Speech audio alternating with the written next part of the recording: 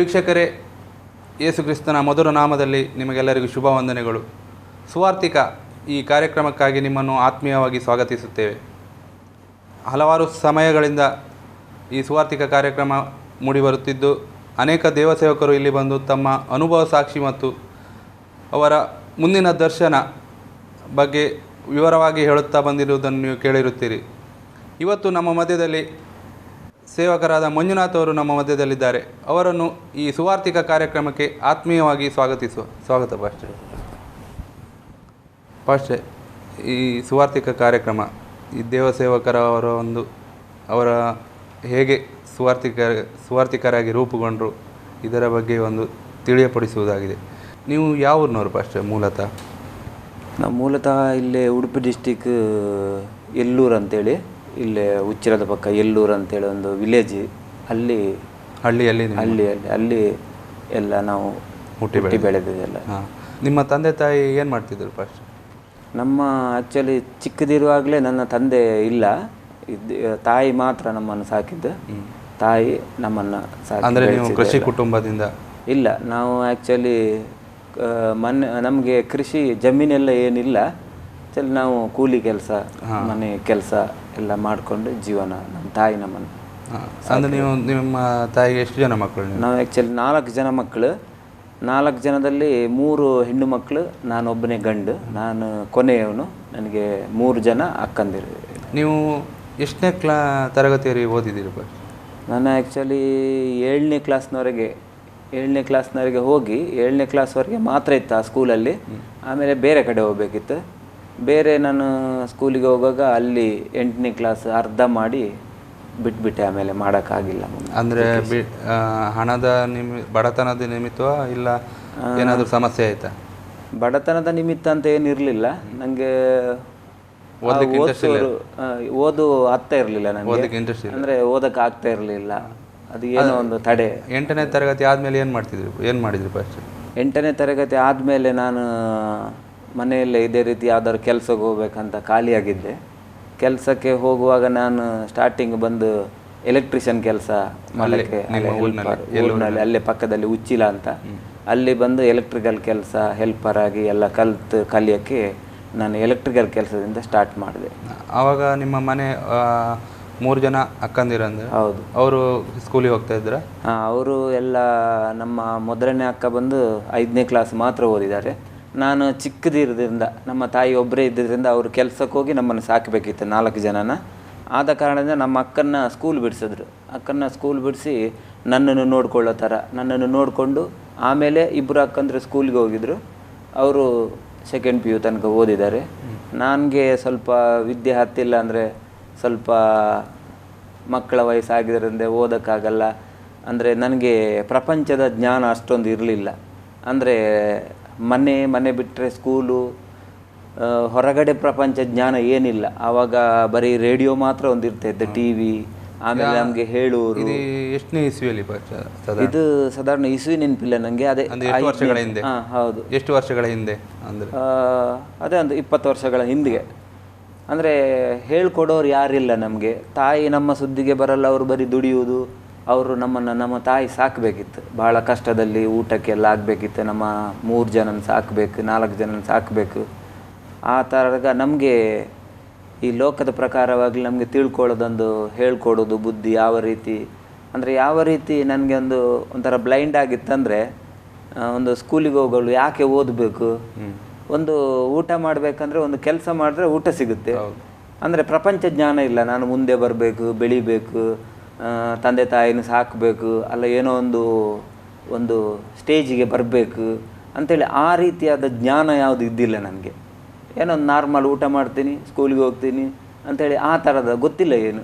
ಅಂದರೆ ಜೀವನಕ್ಕೋಸ್ಕರ, ಒಂದು ಊಟದ ಮಾತ್ರ ನನಗೆ ಚಿಂತೆ. ಆವಾಗ ಕೂಲಿ ಕೆಲಸ ಮಾಡಿದ್ರೆ ಒಳ್ಳೆ ಊಟ ಸಿಗುತ್ತೆ ಅನ್ನೋ ಒಂದು ಭಾವನೆ. ಮುಂದಿನ ಜೀವನದ ಪರಿಕಲ್ಪನೆ ಇರಲಿಲ್ಲ. ಹೌದು, ಆ ಥರ. ಆಮೇಲೆ ನೀವು 8ನೇ ಕ್ಲಾಸ್ ಮುಗಿಸಿ ಅಲ್ಲಿ ವಿದ್ಯಾಭ್ಯಾಸ ನಿಲ್ಲಿಸಿ ಹೌದು ಎಲೆಕ್ಟ್ರಿಷಿಯನ್ ಇದಕ್ಕೆ ಹೋದ್ರಿ. ಹೌದು. ಅಲ್ಲಿ ಮುಂದೆ ಏನಾಯ್ತು?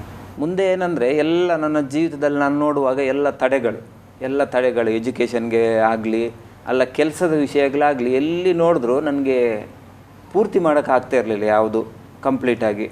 ಸಾಧಾರಣ ಮಟ್ಟಿಗೆ ನಾನು ನೋಡುವಾಗ ಎಜುಕೇಷನಲ್ಲಿ ಆ ತಡೆ ಆದಮೇಲೆ ನನಗೆ ಓದೋಕ್ಕಾಗಲಿಲ್ಲ.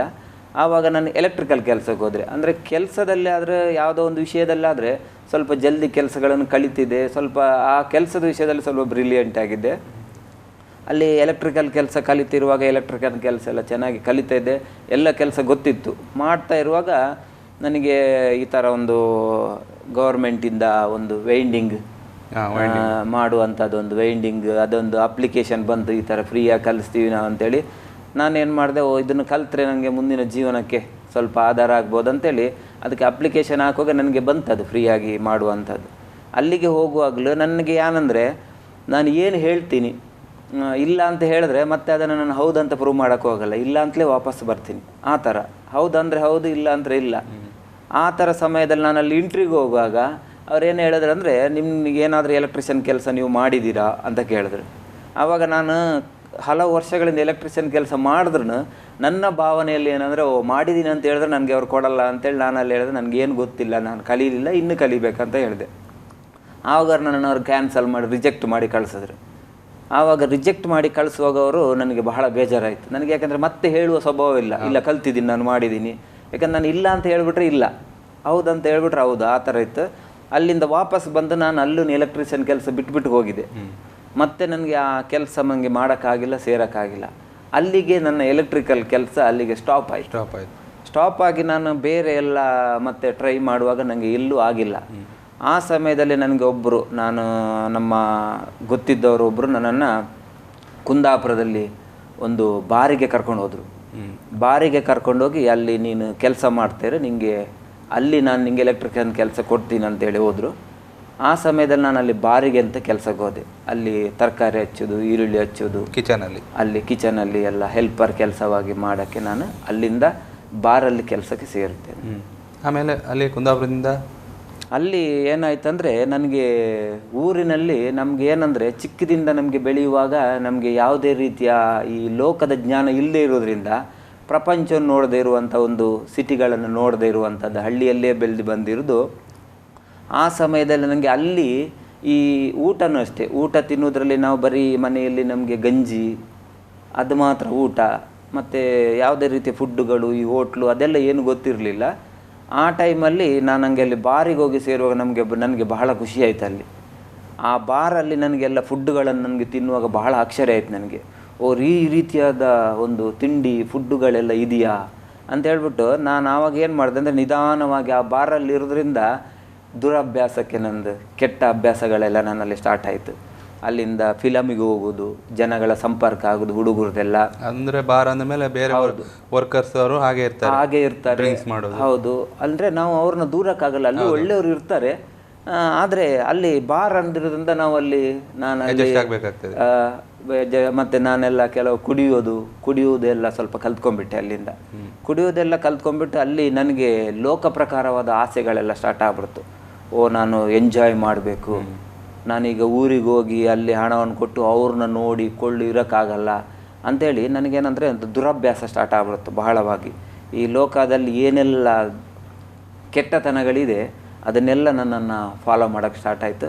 ಅಲ್ಲಿಂದ ನನ್ನ ಜೀವಿತ ಒಂದು ಬಹಳ ಅಂದರೆ ಭಾಳ ಕೀಳು ಪರಿಸ್ಥಿತಿಗೆ ಹೋಗ್ಬಿಡ್ತು. ಅಲ್ಲಿಂದ ಇನ್ನೊಂದು ಸ್ಟೆಪ್ಪಿಗೆ ನಿಮ್ಮ ಲೈಫ್ ಹೋಯ್ತು. ಹೌದು. ಅದು ಮುಂದೆ ಏನಾಯ್ತು ಫಸ್ಟ್? ಅಲ್ಲಿಂದ ಏನಾಯ್ತಂದರೆ, ಅಲ್ಲಿನೂ ಒಂದು ಪ್ರಾಬ್ಲಮ್ ಬಂತು ನನಗೆ ಕುಂದಾಪುರದ. ಹೌದು, ಅಲ್ಲಿನೂ ನಾನು ಒಂದು ಪ್ರಾಬ್ಲಮ್ ಬಂದು ನನಗೆ ಅಲ್ಲಿಂದನೂ ನಾನು ಕೆಲಸ ಬಿಟ್ಟು ಸೀದಾ ಮನೆಗೆ ಬಂದೆ. ಅಂದರೆ ಎಲ್ಲೂ ಕೆಲಸ ಮಾಡೋಕ್ಕೆ ಆಗ್ತಾ ಇರಲಿಲ್ಲ ನನಗೆ. ಕೆಲಸ ಮಾಡಿದ್ರೆ ಒಂದು 3 months 6 months ಜಾಸ್ತಿ. ಅಲ್ಲಿಂದ ನನಗೆ ಕಟ್ಟಾಗ್ಬಿಡೋದು ಆ ಜಾಗನೇ. ನಾನು ಮತ್ತೆ ರಿಟರ್ನ್ ಮನೆಗೆ ಬಂದು ಸ್ವಲ್ಪ ಸಮಯ ನಾನು ಮನೆಯಲ್ಲೇ ಇದ್ದೆ. ಮನೆಯಲ್ಲೇ ಇರುವಾಗ ಇನ್ನು ಇದೇ ರೀತಿ ಇರೋದಲ್ಲ ಅಂತೇಳಿ ಮತ್ತೆ ಕೆಲಸ ಅಲ್ಲಿ ಇಲ್ಲಿ ಹುಡುಕುವಾಗ ನನಗೆ ಮನೆಯ ಪಕ್ಕದಲ್ಲಿ, ನಾವು ಕೆಲಸ ಮಾಡ್ತಿದ್ದಂಥ ಮನೆಯ ಪಕ್ಕದಲ್ಲಿ, ನಮಗೆ ಮನೆ ಇದ್ದಿಲ್ಲ ಆವಾಗ.